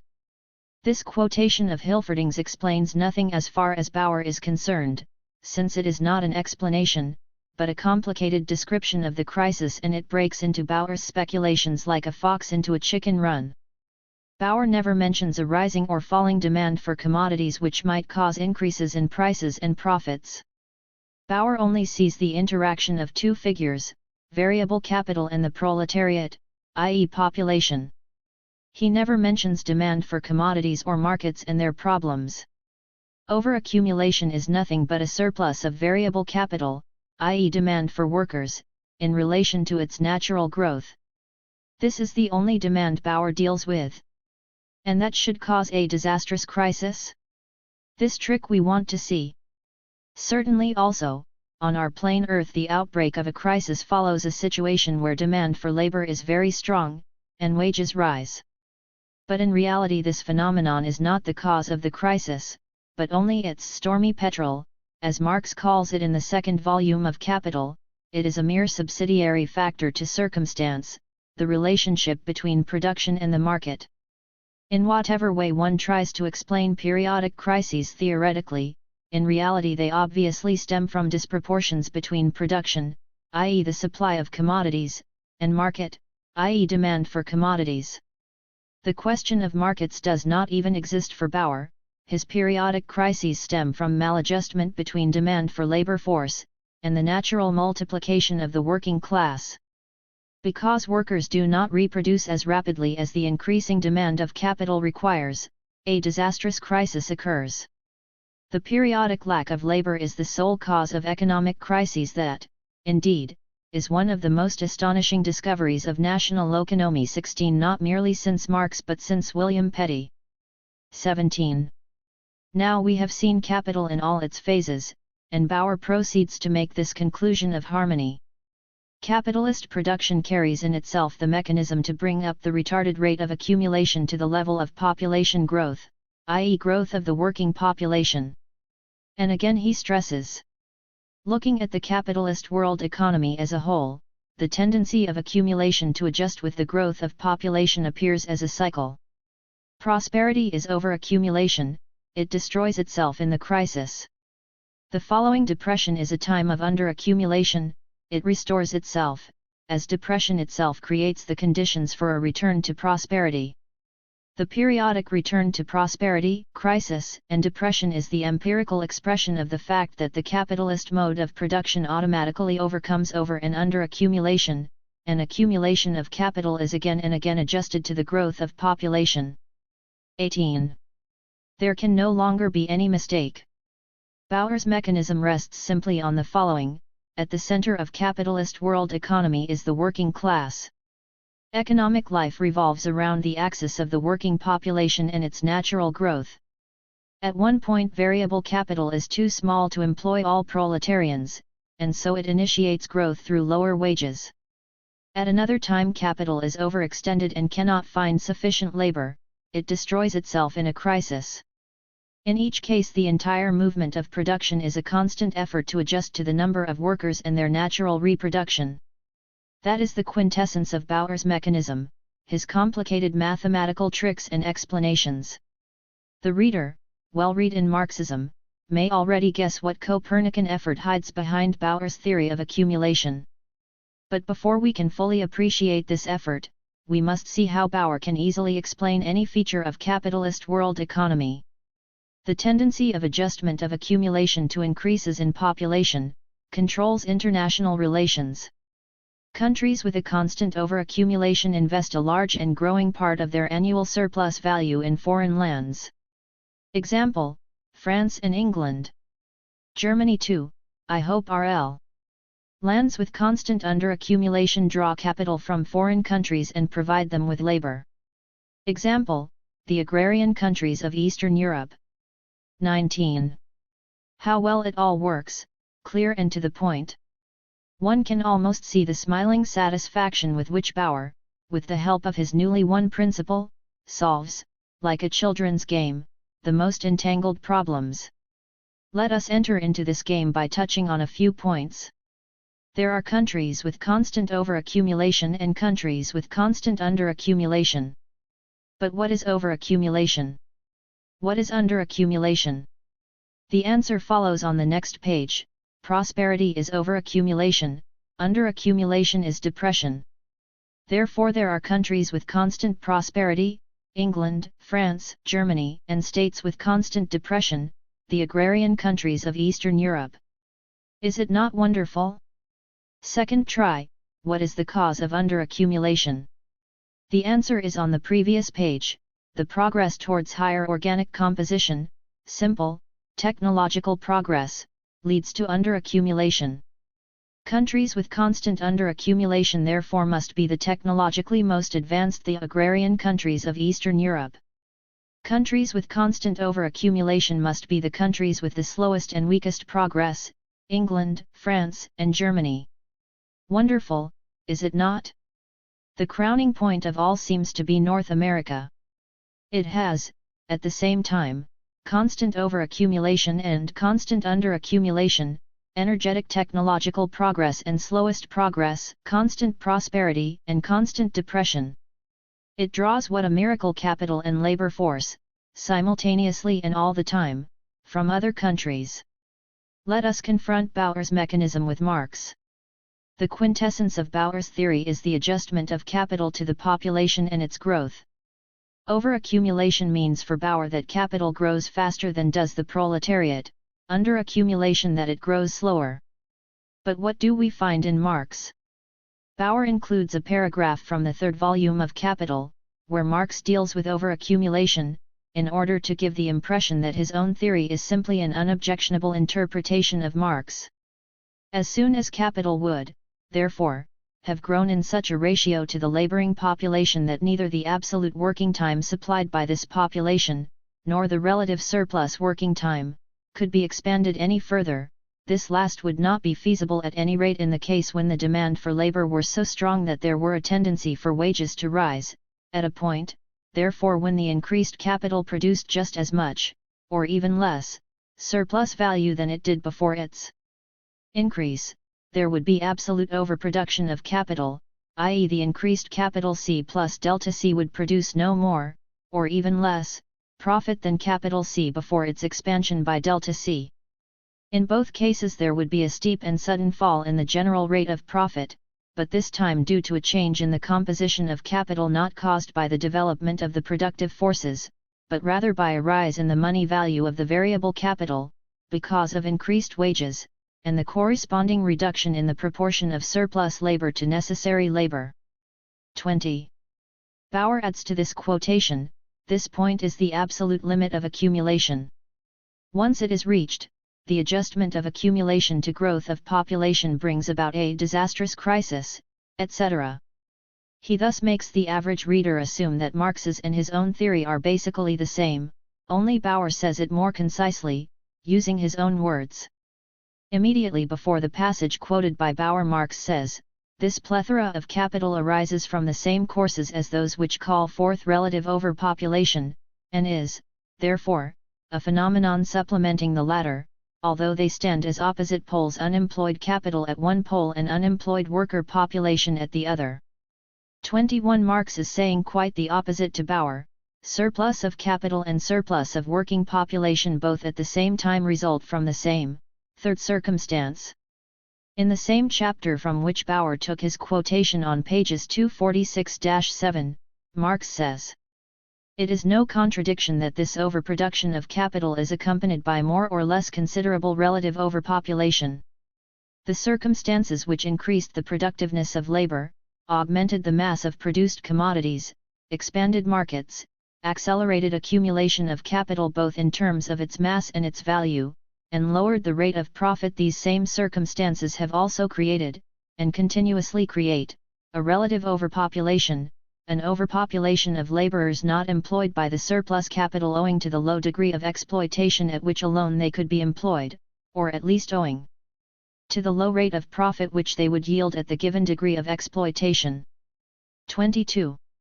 On the same page Marx says farther on, if capital is sent abroad, this is not done because it absolutely could not be applied at home, but because it can be employed at a higher rate of profit in a foreign country.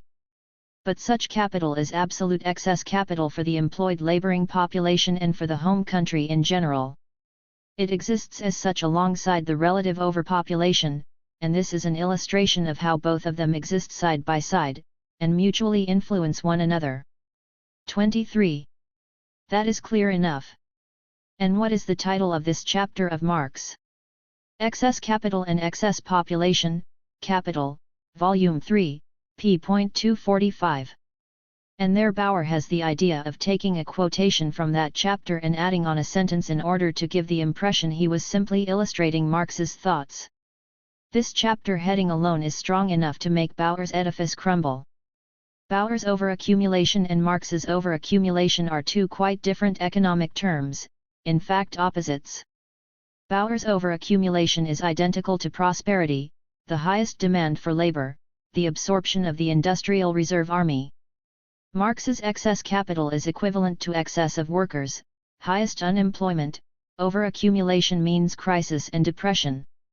Bauer declares, periodically there is too much capital, because there are too many workers. Marx says, periodically there is too much capital and as a result of that too many workers. In relation to what is there too much of both? In relation to the market under normal conditions.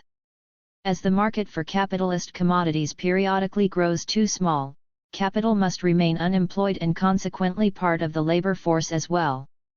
The connections of economic causes and effects are as follows: the market for capitalist goods is the starting point at all times.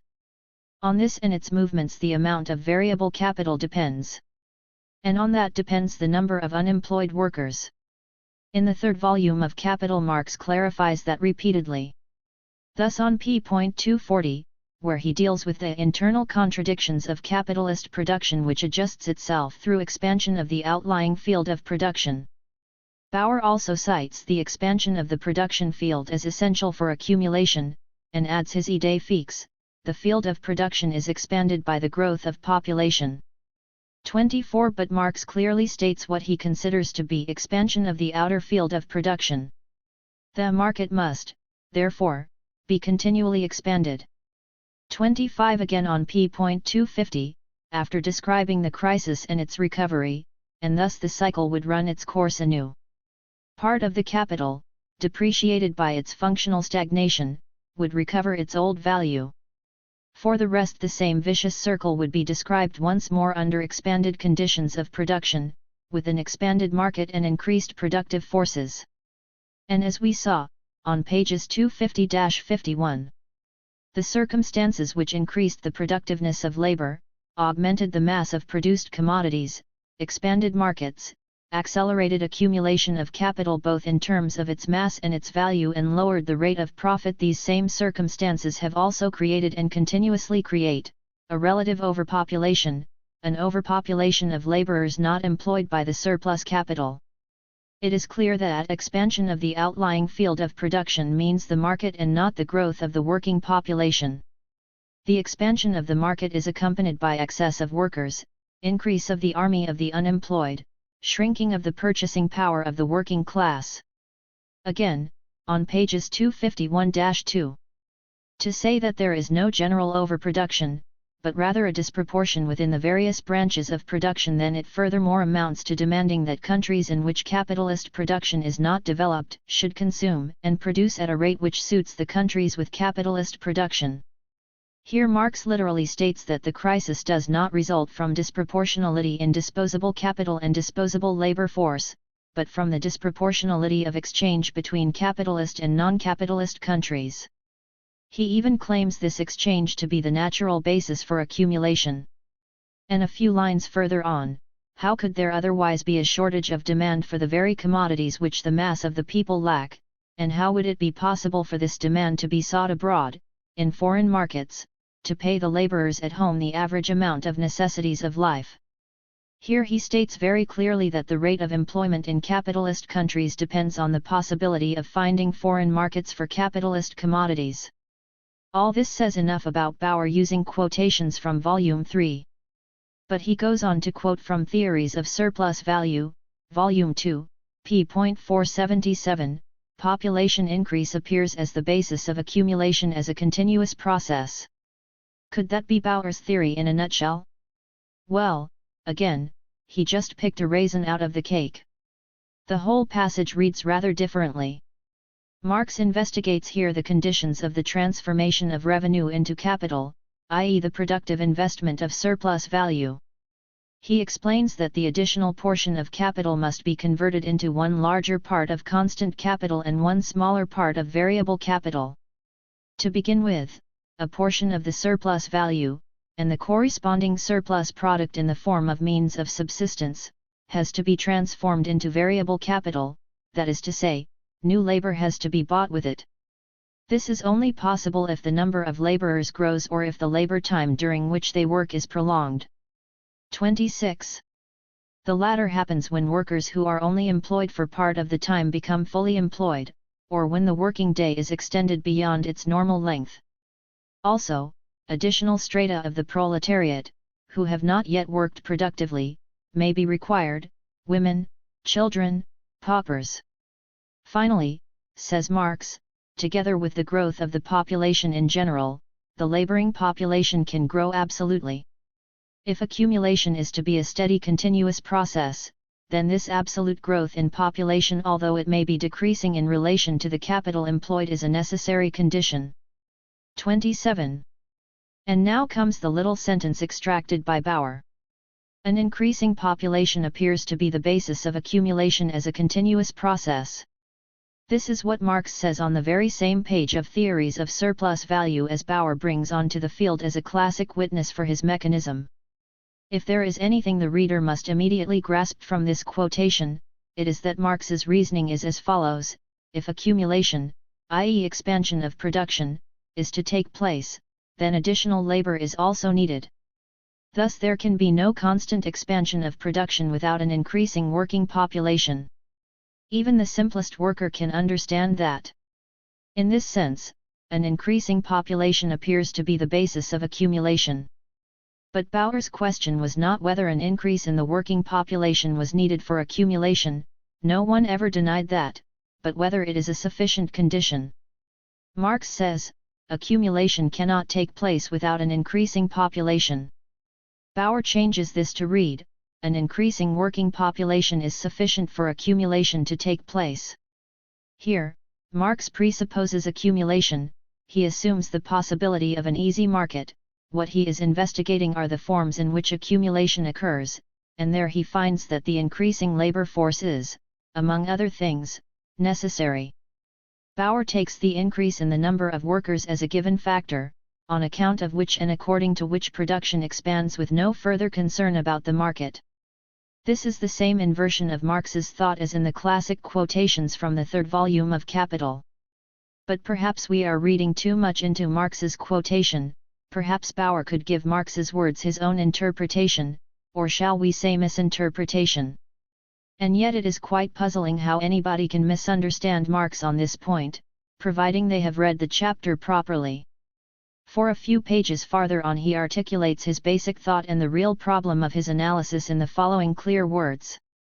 The question has now to be formulated thus: assuming general accumulation, Marx's emphasis, in other words, assuming that capital is accumulated to some extent in all branches of production, this is in fact a condition of capitalist production. What are the conditions of this general accumulation, what does it amount to? And he answers, the conditions are that labor power was bought with one part of the money capital and means of production with the other. 28. And at the same time, to clear up any doubt, as if he had a premonition of his expert pupils, he adds, we disregard here the case in which more capital is accumulated than can be invested in production, and for example lies fallow in the form of money at the bank. This results in loans abroad, etc., in short speculative investments. Nor do we consider the case in which it is impossible to sell the mass of commodities produced, crises, etc. This belongs to the section on competition. Here we examine only the forms of capital in the various phases of its process, assuming throughout that the commodities are sold at their value. 29. Thus, Marx assumes the expansion of the market, the possibility of accumulation, and only investigates what follows from that. One result is the employment of new workers, and for that an increase in the working population is necessary. From this Bauer deduces, in order for accumulation to take place, it suffices that the working population grows. Indeed, accumulation takes place because the working population grows. The objective purpose and aim of accumulation and its mechanism is to adjust to the growth in the working population. Man has to breathe air as a condition of his existence. Conclusion à la Bauer: man lives on air, he lives in order to breathe air, his entire life process is nothing but the automatic adjustment of his bodily mechanism to inhalation and exhalation. Such are the wonderful results reached by running about with one stick in the air of abstract stupidity. But the fun ends here, for the matter is anything but funny. He is not dealing with little me and my book anymore, but with the elementary concepts of Marx's own teaching. We can now leave the steep and misty heights of the third volume and theories of surplus value which, with a few exceptions, are unfortunately hardly known to the Marxist public. We return to the first volume of Capital, which has so far formed the actual economic basis of social democracy.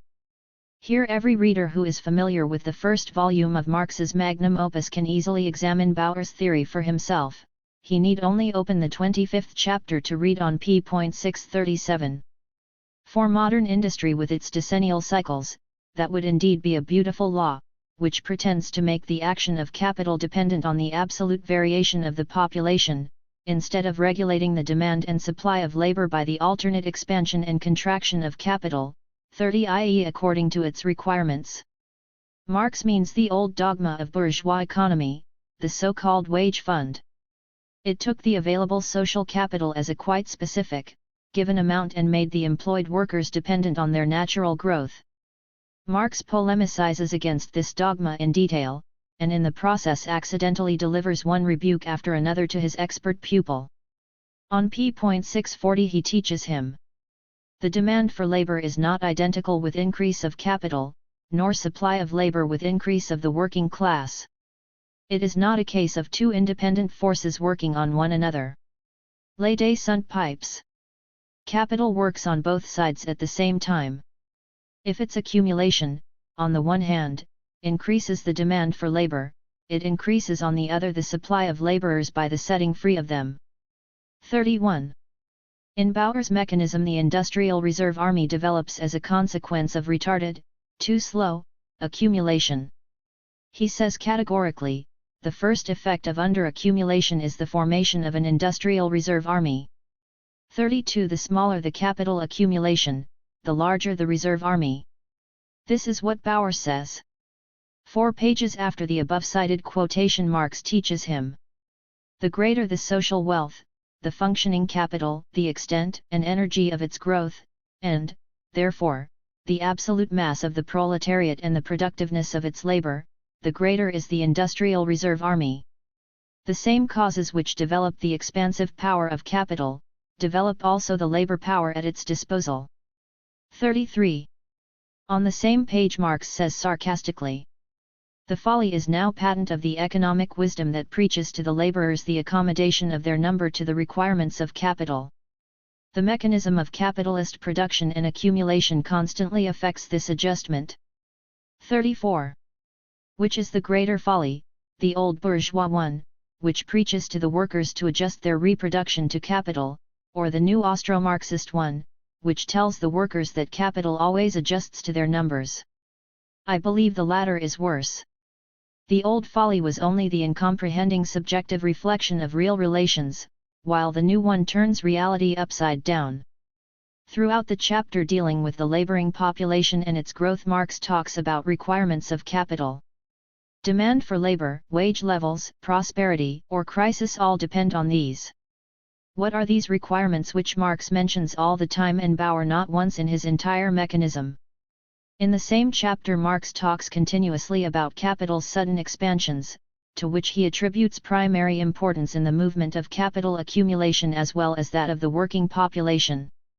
Indeed, the sudden and limitless ability to expand is, according to Marx, a characteristic feature of modern industrial development. What are we to understand by these sudden expansions of capital, which were so important for Marx and which Bauer does not even mention?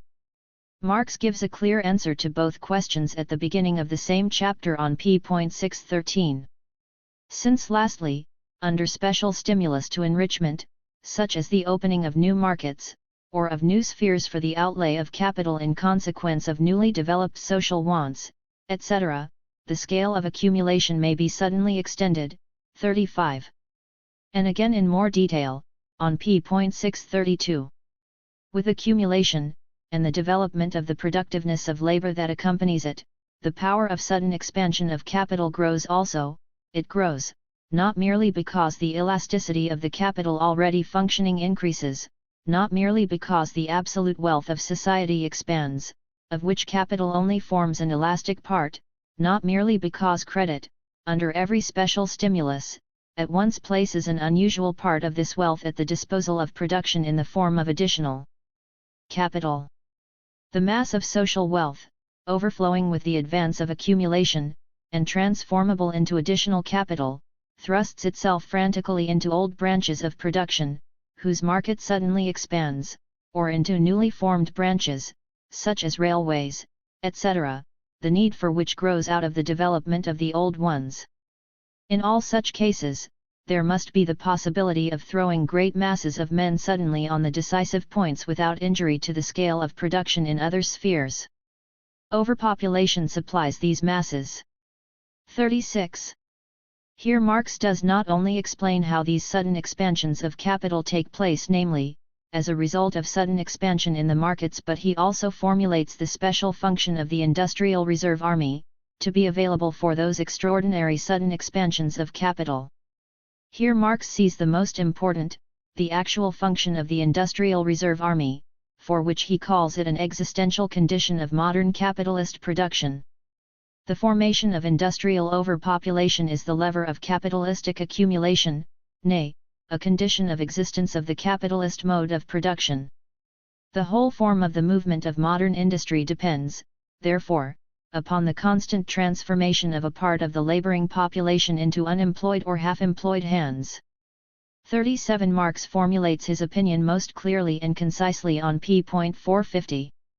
So soon, in short, as the general conditions requisite for production by the modern industrial system have been established, this mode of production acquires an elasticity, a capacity for sudden extension by leaps and bounds that finds no hindrance except in the supply of raw material and in the disposal of the produce. 38. How does Bauer deal with all this? There is no room for sudden expansions of capital in his mechanism, thus no room for its elasticity. There are two reasons for this. Firstly, as production depends only on the working population and its growth, markets are of no importance. The population, growing through natural reproduction, of course shows no sudden expansion. The working population periodically causes rapid growth of the industrial reserve army, but for Bauer that happens in times of underaccumulation, of the slowest increase, of the shortage of disposable capital in relation to the working class. Secondly, sudden expansion not only means sudden expansion of markets, but also of already accumulated disposable capital reserve, that reserve, which, as Marx says, credit, under every special stimulus, at once places, at the disposal of production in the form of additional capital. Bauer excludes that possibility. In his mechanism, a recovery from the phase of underaccumulation can only occur when the pressure from unemployment allows new accumulation by depressing wages.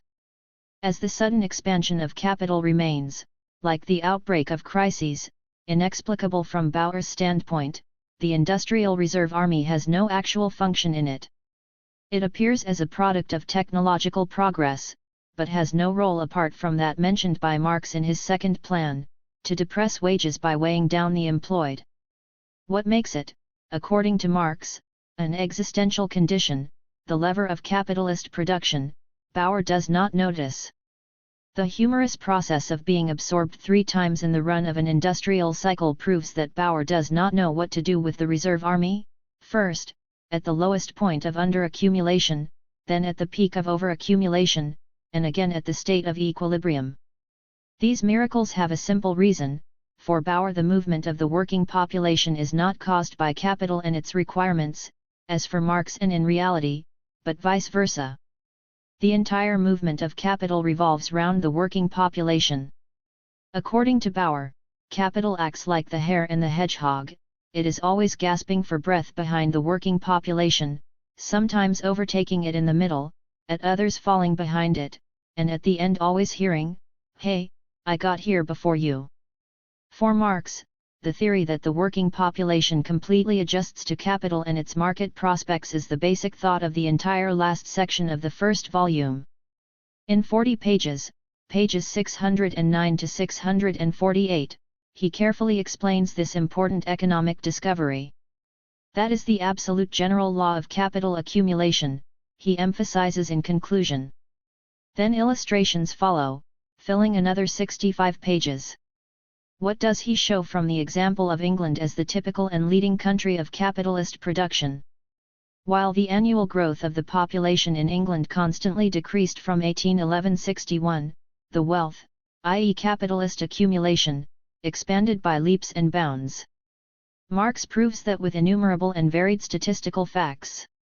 Perhaps Bauer will interject, this huge increase of 19th-century English industry was, of course, not calculated for the English population alone and must not be compared with it alone as the economic basis. Note the English sales to the North American Union, Central and South America. Note the periodic crises in English industry between 1825 and 1867, following the expansion of markets in those countries. Brilliant! But if Bauer knows that, then he knows everything. Then he also knows that this theory of the adjustment of accumulation to population growth is nonsense. Then he knows what Marx wanted to prove in the first volume of Capital, that the working population adjusts to the accumulation of capital and its changing requirements. This is the culminating point of the first volume of Capital. Marx compiles the spirit of his theory of capitalist exploitation, the primary relation between capital and labor, and the special law of population in the capitalist period. Along comes Bauer, who turns this whole edifice upside down and tells the world that the entire movement of capital results from the tendency to adjust to the increase of the working population. In terms of content, Bauer's theory is a soap bubble. Correct him by assuming with Marx a permanent formation of the industrial reserve army, whose function it is to satisfy the demands of capital even in times of the greatest prosperity, and his specific overaccumulation is finished. Correct him by assuming with Marx a constant relative decrease of variable capital in relation to the number of workers as a result of technological progress, and his equilibrium is finished. His theory vanishes into thin air. But more than the pretentiousness of this construction is the basic idea behind it, the alleged tendency of capital to adjust its movement to the working population. This casts the very spirit of Marx's theory to the wind. And to think that this pedantically puzzled-out system of hair-raising nonsense could be published in the official organ of Marxist theory. Eagerly fighting for a good cause, an insolent heretic was to be burnt. They did not notice that they were attacking somebody bigger. General control and public criticism keep watch over the natural scientists. Anyone who claimed to give the exact calculation for the movement of all stars around the Earth, in order to explain modern astronomic systems, would not be taken seriously. Such an idea would not even come to the attention of the public, since no editor of a scientific journal would let such nonsense pass. Under the regime of the Austro-Marxist Diadox 39, such things can easily happen. Pronounced from that rostrum, Bauer's theory of accumulation is not a common error, such as can occur in the quest for scientific knowledge. It is, quite apart from its position towards my book, a disgrace to present official Marxism and a scandal for social democracy. Chapter 5. Bauer's Practical Conclusions. This is the limit of Bauer's own explanation of capital accumulation. What is its practical conclusion? Bauer expresses it as follows. The result of our investigation is, 1. That capital accumulation is possible even in isolated capitalist society, provided that it does not extend beyond a certain defined limit, i.e. the growth of the working population RL, and, 2. That the mechanism of capitalist production itself automatically brings it back to this limit. 1. Immediately afterwards, Bauer summarizes the quintessence of the practical application of his theory in a concluding chapter, where we read. Comrade Luxemburg explains imperialism in the following way: the conversion of surplus value into capital would be impossible in an isolated capitalist society. This is possible only if the class of capitalists expands its market continuously, so that it can sell that part of the surplus value which contains the accumulated part of surplus value in areas as yet without capitalist production. This is the object of imperialism. As we have seen, this explanation is incorrect. Accumulation is both possible and necessary even in isolated capitalist society. 2. Thus Bauer, by way of a diversion in the form of a newly discovered population theory, clings like the other experts to his proof that capitalist production and accumulation can thrive even under conditions which no mortal being has yet set eyes upon. And he thinks he can use this as a basis for an approach to the problem of imperialism. Let us make one thing clear: in the process of appearing to defend Marx's ideas as expressed in the second volume of Capital Against Me, Bauer once again ascribes to Marx a discovery which runs directly counter to Marx's assumption. Marx was definitely not dealing with an isolated capitalist society and its simultaneous coordinate assumption of the existence of other, non-capitalist societies, and I have never referred to such a society. This tasteless picture appeared for the first time, like Venus from the waves, in Otto Bauer's theoretical imagination. Let us remind ourselves how Marx formulated his premise. In the first volume of Capital he expressly states his intention of assuming, in order to examine the object of our investigation in its integrity, free from all disturbing subsidiary circumstances, that the whole world is one nation, which formed an economic whole, and that capitalist production is everywhere established and has possessed itself of every branch of industry. 3. And in the second volume he states equally explicitly that his investigation of accumulation is based on the general and exclusive domination of capitalist production. 4. That is very explicit. Thus Marx did not assume the childish fantasy of a capitalist society on Robinson Crusoe's island which secretly thrives isolated from continents of non-capitalist peoples, of a society in which capitalism has developed to the highest possible level, since the population consists solely of capitalists and workers, which knows nothing of either artisans or peasantry and has absolutely no connection with the surrounding non-capitalist world. Marx's premise is no fantastic absurdity, it is a scientific fiction. In fact, Marx presupposes the real tendency of capitalist society. He assumes that the state of total and universal rule of capitalism has already been reached, that highest development of the world market and world economy which capital and every present economic and political development is in fact heading for. Thus, Marx is placing his investigation on the tracks of the real historical tendency of development, whose final goal he takes as already reached.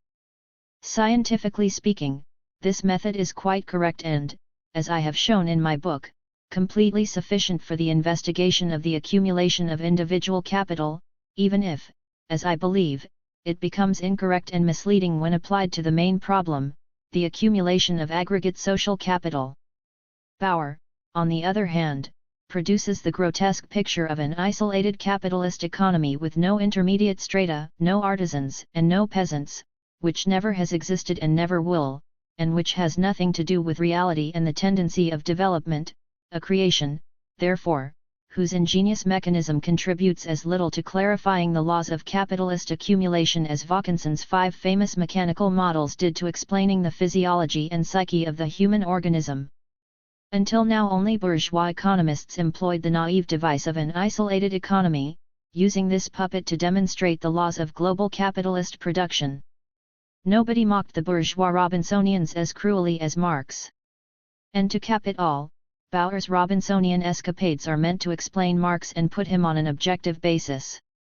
But Bauer has good reasons for his explanation. For if, like Marx, one assumes that the general and exclusive domination of capitalist production has already been universally attained, one excludes imperialism and no explanation can be found for it, since it has already been historically overtaken, killed, and buried by the very assumption.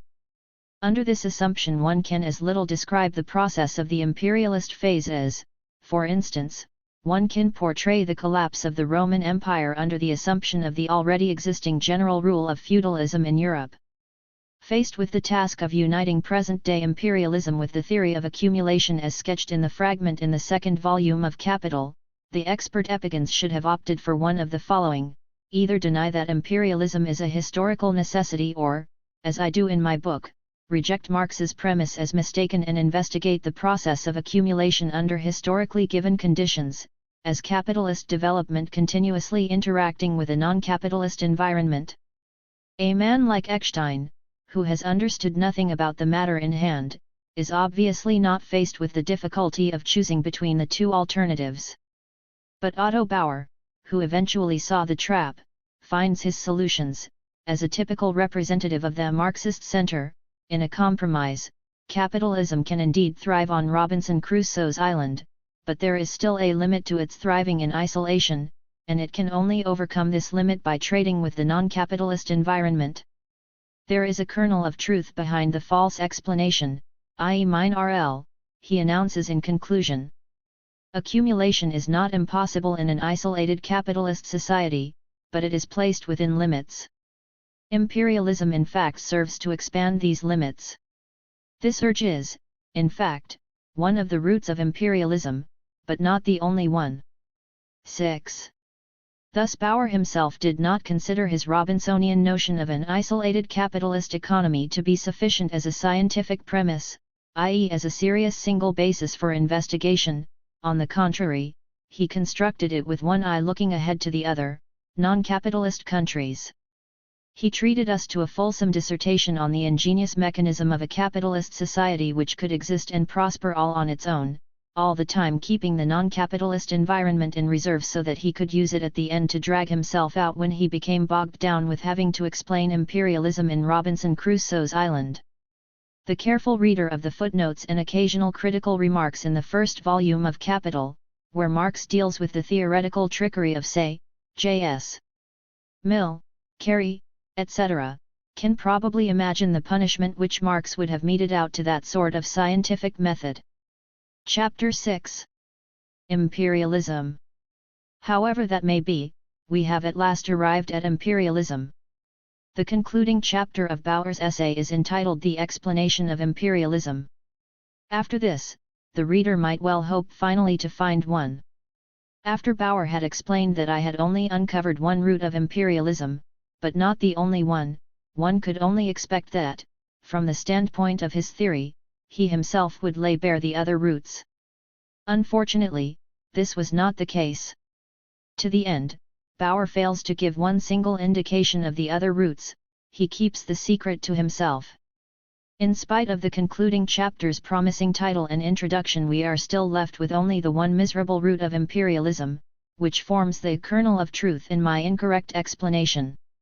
In doing this, however, Bauer has already conceded too much to me, in the shape of the one root which he kindly accepts as true. For here too it is a case of either/or, and the compromise which Bauer tries to make is basically as impermanent and ethereal as most compromises. For if his population growth theory of accumulation were correct, the root would be completely unnecessary, since then imperialism would simply be impossible. Let us remind ourselves what Bauer's mechanism consists of. It consists in the fact that capitalist production automatically readjusts itself to the growth of the working class. Then how can one speak of a limit to accumulation?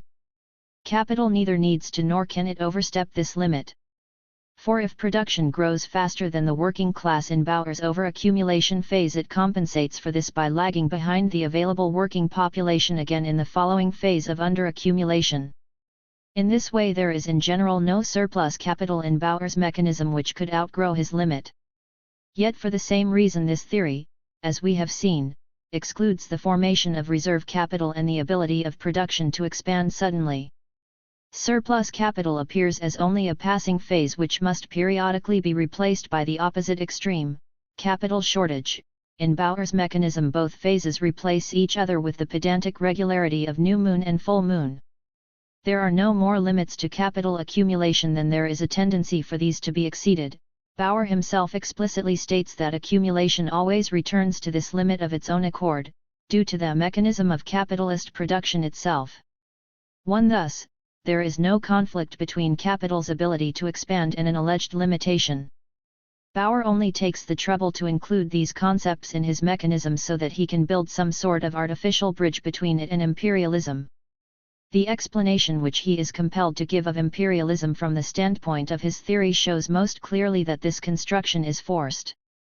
Since, according to Bauer, the working class is the axis around which capital revolves, expansion of the limits to accumulation comes to mean increase in the population of workers. This is down in black and white in Neue Zeit. 2. Accumulation is at first limited by the growth of the working population. Imperialism increases the number of workers who are forced to sell their labor power to capital. It accomplishes this by destroying the old modes of production in colonial areas and thereby forcing millions either to emigrate to capitalist areas or to serve European or American capital in their native land, where the capital has been invested. Since with a given organic composition of capital the amount of accumulation is determined by the growth in the available working population, imperialism is in fact a means to enlarge the limits of accumulation. So this is the main function and the main concern of imperialism, to increase greatly the number of workers, either by immigration from the colonies or in their own country. And this, despite the fact that anyone who is in full possession of his senses is aware, on the contrary, of the continual presence of a complete, consolidated industrial reserve army of the proletariat and unemployment in the home countries of imperialist capital, in the old capitalist countries, whilst in the colonies capital is always complaining about labor shortage. Thus, in its urge for new wage proletarians, imperialist capital escapes from those countries where rapid technological progress, the energetic process of the proletarianization of the intermediate strata and the destruction of the proletarian family are continually replenishing the labor reserve. It prefers to flow to the very parts of the world in which rigid social relations and traditional forms of property keep the labor force in such strong shackles that it takes decades of the crushing impact of the domination of capital to produce, as the final result of this domination, a semi-usable proletariat. Bauer fantasizes about a giant stream of workers coming from the colonies to the old centers of capitalist production, while anyone with eyes can see that, on the contrary, workers emigrate to the colonies, along with the emigration of capital from the old centers to the colonies, which, as Marx says, indeed only follows emigrating capital. Indeed, look at the giant stream of people from Europe settling in North and South America, South Africa, and Australia in the 19th century. Look at the different modes of moderate slavery and forced labor European and North American capital employs to secure the necessary minimum of labor in the African colonies, in the West Indies, South America, and the South Seas. According to Bauer, English capital fought long and bloody wars with China for half a century to secure a giant stream of Chinese coolies to meet the drastic lack of English workers. The same urgent need must have caused the united European crusade against China at the turn of the century. French capital was obviously mainly after the Berbers in Morocco to compensate for its deficit of French proletarians. Naturally, Austrian imperialism in Serbia and Albania was primarily hunting for fresh labor. German capital is now scouring Asia Minor and Mesopotamia with a torch for Turkish industrial workers, all the more as there was such a shocking lack of labor in all sectors in Germany before the World War. Clearly, Otto Bauer, as a man who speculates, has yet again forgotten our plain earth. He cold-bloodedly interprets modern imperialism as capitalism in search of new labor. This is meant to be the nucleus, the innermost principle motivating imperialism. Only as a matter of secondary importance does he mention the need for overseas raw materials, which has no economic connection with his theory of accumulation, and comes like a bolt from the blue. If accumulation in the specific isolated capitalist society can flourish as well as Bauer shows us, then it must have at hand all the necessary natural treasures and gifts from heaven on the miraculous island, quite different from the miserable capitalism of harsh reality, which from its very inception has depended for its existence on the world's means of production.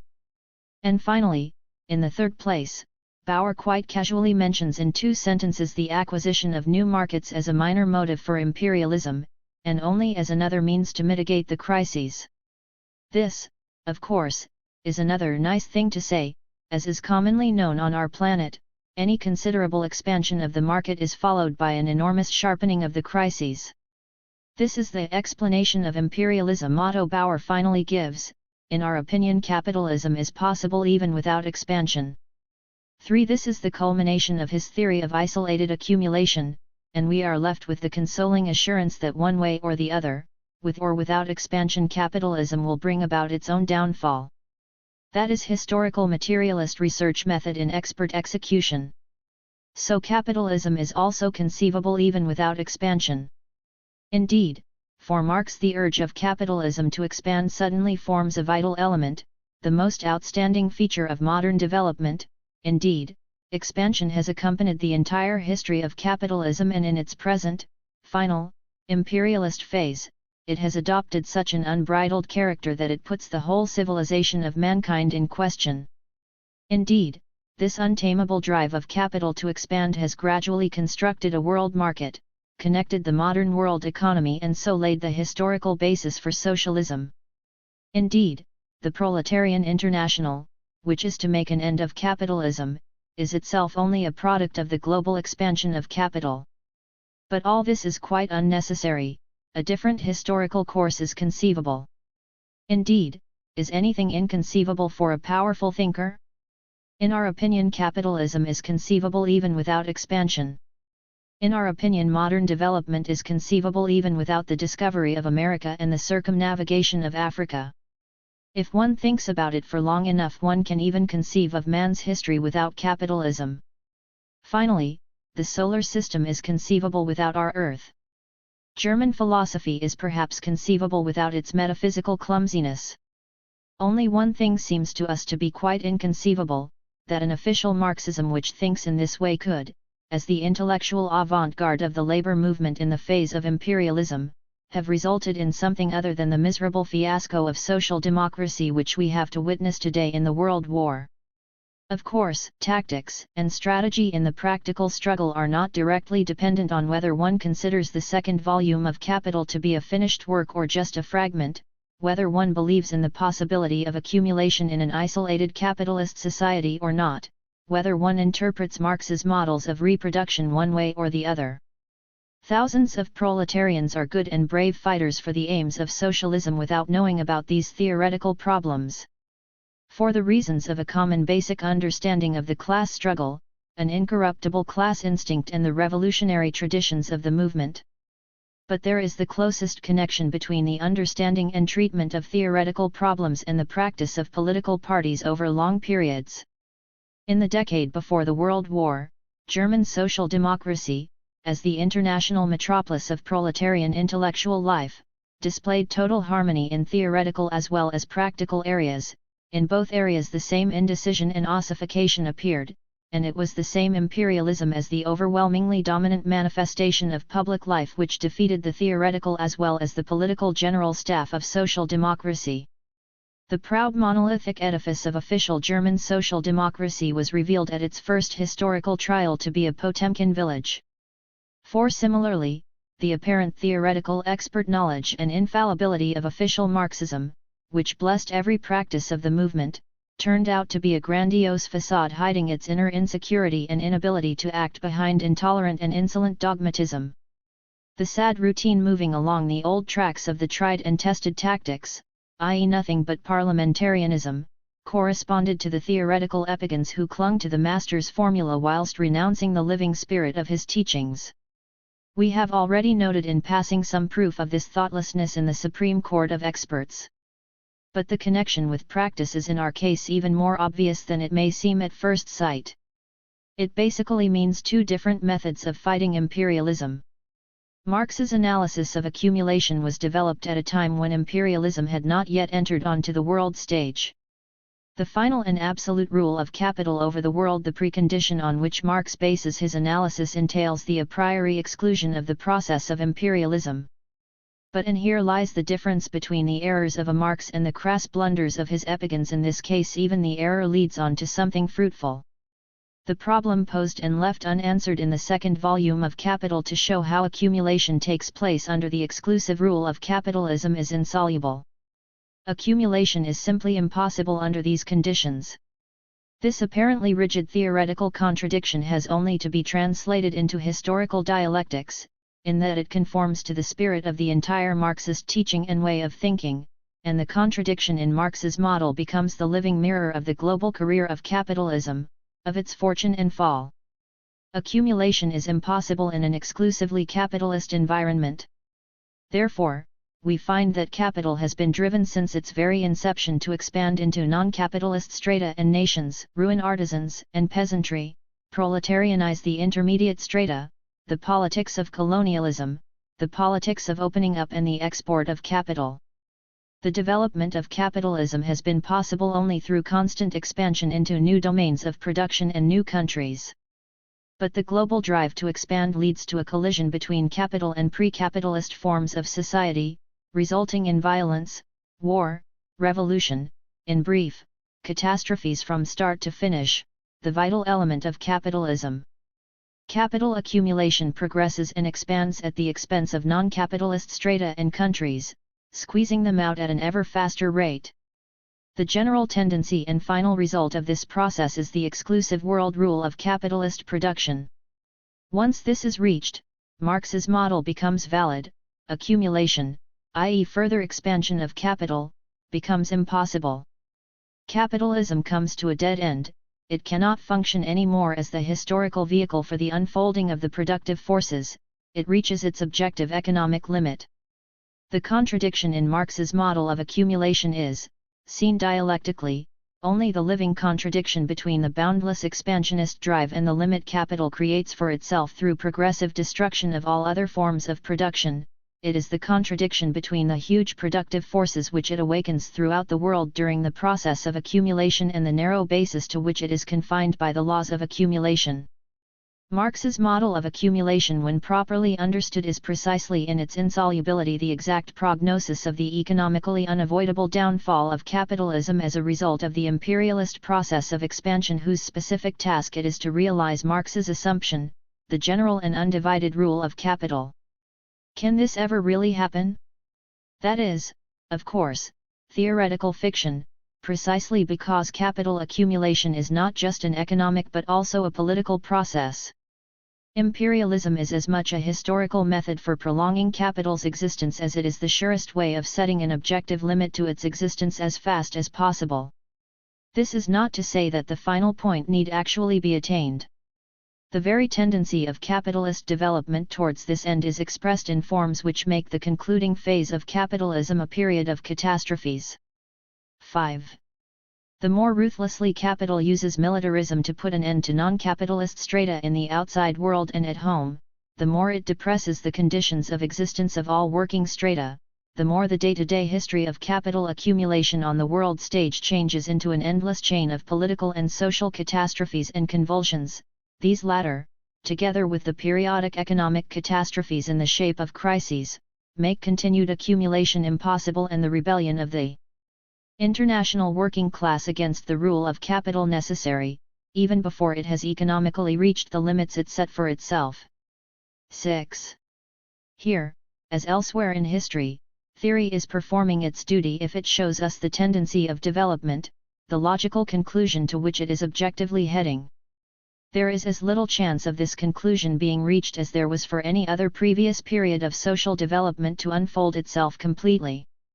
The need for it to be reached becomes less as social consciousness, embodied this time in the socialist proletariat, becomes more involved as an active factor in the blind game of forces. In this case, too, a correct conception of Marx's theory offers the most fruitful suggestions and the most powerful stimulus for this consciousness. Modern imperialism is not the prelude to the expansion of capital, as in Bauer's model. On the contrary, it is only the last chapter of its historical process of expansion. It is the period of universally sharpened world competition between the capitalist states for the last remaining non-capitalist areas on Earth. In this final phase, economic and political catastrophe is just as much the intrinsic, normal mode of existence for capital as it was in the primitive accumulation of its development phase. The discovery of America and the sea route to India were not just Promethean achievements of the human mind and civilization but also, and inseparably, a series of mass murders of primitive peoples in the New World and large-scale slave trading with the peoples of Africa and Asia. Similarly, the economic expansion of capital in its imperialist final phase is inseparable from the series of colonial conquests and world wars which we are now experiencing. What distinguishes imperialism as the last struggle for capitalist world domination is not simply the remarkable energy and universality of expansion, and this is the specific sign that the circle of development is beginning to close, the return of the decisive struggle for expansion from those areas which are being fought over back to its home countries. In this way, imperialism brings catastrophe as a mode of existence back from the periphery of capitalist development to its point of departure. The expansion of capital, which for 4 centuries had given the existence and civilization of all non-capitalist peoples in Asia, Africa, America, and Australia over to ceaseless convulsions and general and complete decline, is now plunging the civilized peoples of Europe itself into a series of catastrophes whose final result can only be the decline of civilization or the transition to the socialist mode of production. Seen in this light, the position of the proletariat with regard to imperialism leads to a general confrontation with the rule of capital. The specific rules of its conduct are given by that historical alternative. According to official expert Marxism, the rules are quite different. The belief in the possibility of accumulation in an isolated capitalist society, the belief that capitalism is conceivable even without expansion, is the theoretical formula of a quite distinct tactical tendency. The logical conclusion of this idea is to look on the phase of imperialism not as a historical necessity, as the decisive conflict for socialism, but as the wicked invention of a small group of people who profit from it. This leads to convincing the bourgeoisie that, even from the point of view of their capitalist interests, imperialism and militarism are harmful, thus isolating the alleged small group of beneficiaries of this imperialism and forming a bloc of the proletariat with broad sections of the bourgeoisie in order to moderate imperialism, starve it out by partial disarmament and draw its claws. Just as liberalism in the period of its decline appeals for a well-informed as against an ill-informed monarchy, the Marxist center appeals for the bourgeoisie it will educate as against the ill-advised one, for international disarmament treaties as against the disaster course of imperialism, for the peaceful federation of democratic nation-states as against the struggle of the great powers for armed world domination. The final confrontation between proletariat and capital to settle their world historical contradiction is converted into the utopia of a historical compromise between proletariat and bourgeoisie to moderate the imperialist contradictions between capitalist states. 7. Otto Bauer concludes his criticism of my book with the following words. Capitalism will not collapse from the mechanical impossibility of realizing surplus value. It will be defeated by the rebellion to which it drives the masses. Not only then, when the last peasant and the last petty bourgeois change into wage workers, thus no longer providing a surplus market, will capitalism disintegrate, it will be cut down much earlier by the growing rebellion of the ever-rising working class, educated, united and organized by the mechanism of the capitalist mode of production itself. In order to direct this advice to me specifically, Bauer, a master of abstraction, had to abstract not only from the entire meaning and direction of my conception of accumulation, but also from the clear text of my statements. His own brave words, however, can once again only be construed as a typical abstraction of expert Marxism, i.e. as the harmless but short-lived flickering of pure thought. This is demonstrated by the position of this group of theoreticians towards the outbreak of the World War. The rebellion of the ever-rising, educated and organized working class suddenly changed into the policy of abstention on epoch-making decisions of world history and silence until the bells of peace ring out. The road to power, brilliantly illustrated down to the last detail in a period of serene peace, when there was still not a sound in the treetops. 8 changed course straight to the road to impotence at the first gust of reality. The epigones who held the official theoretical leadership of the labor movement in the last decade bankrupted themselves at the first outbreak of the world crisis and handed leadership over to imperialism.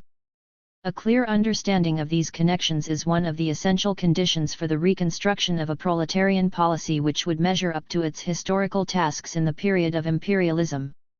Once again, the self-pitying will bewail the fact that Marxists are arguing amongst themselves, that tried and tested authorities are being contested. But Marxism is not a dozen people who ascribe the right to expert knowledge to each other and before whom the mass of faithful Muslims must prostrate themselves in blind trust. Marxism is a revolutionary world outlook which must always strive for new discoveries, which completely despises rigidity in once valid theses, and whose living force is best preserved in the intellectual clash of self-criticism and the rough and tumble of history. Thus, I agree with Lessing, who wrote to the young Marx. But what can one do? Let each man say what he thinks to be the truth, and leave truth itself to God.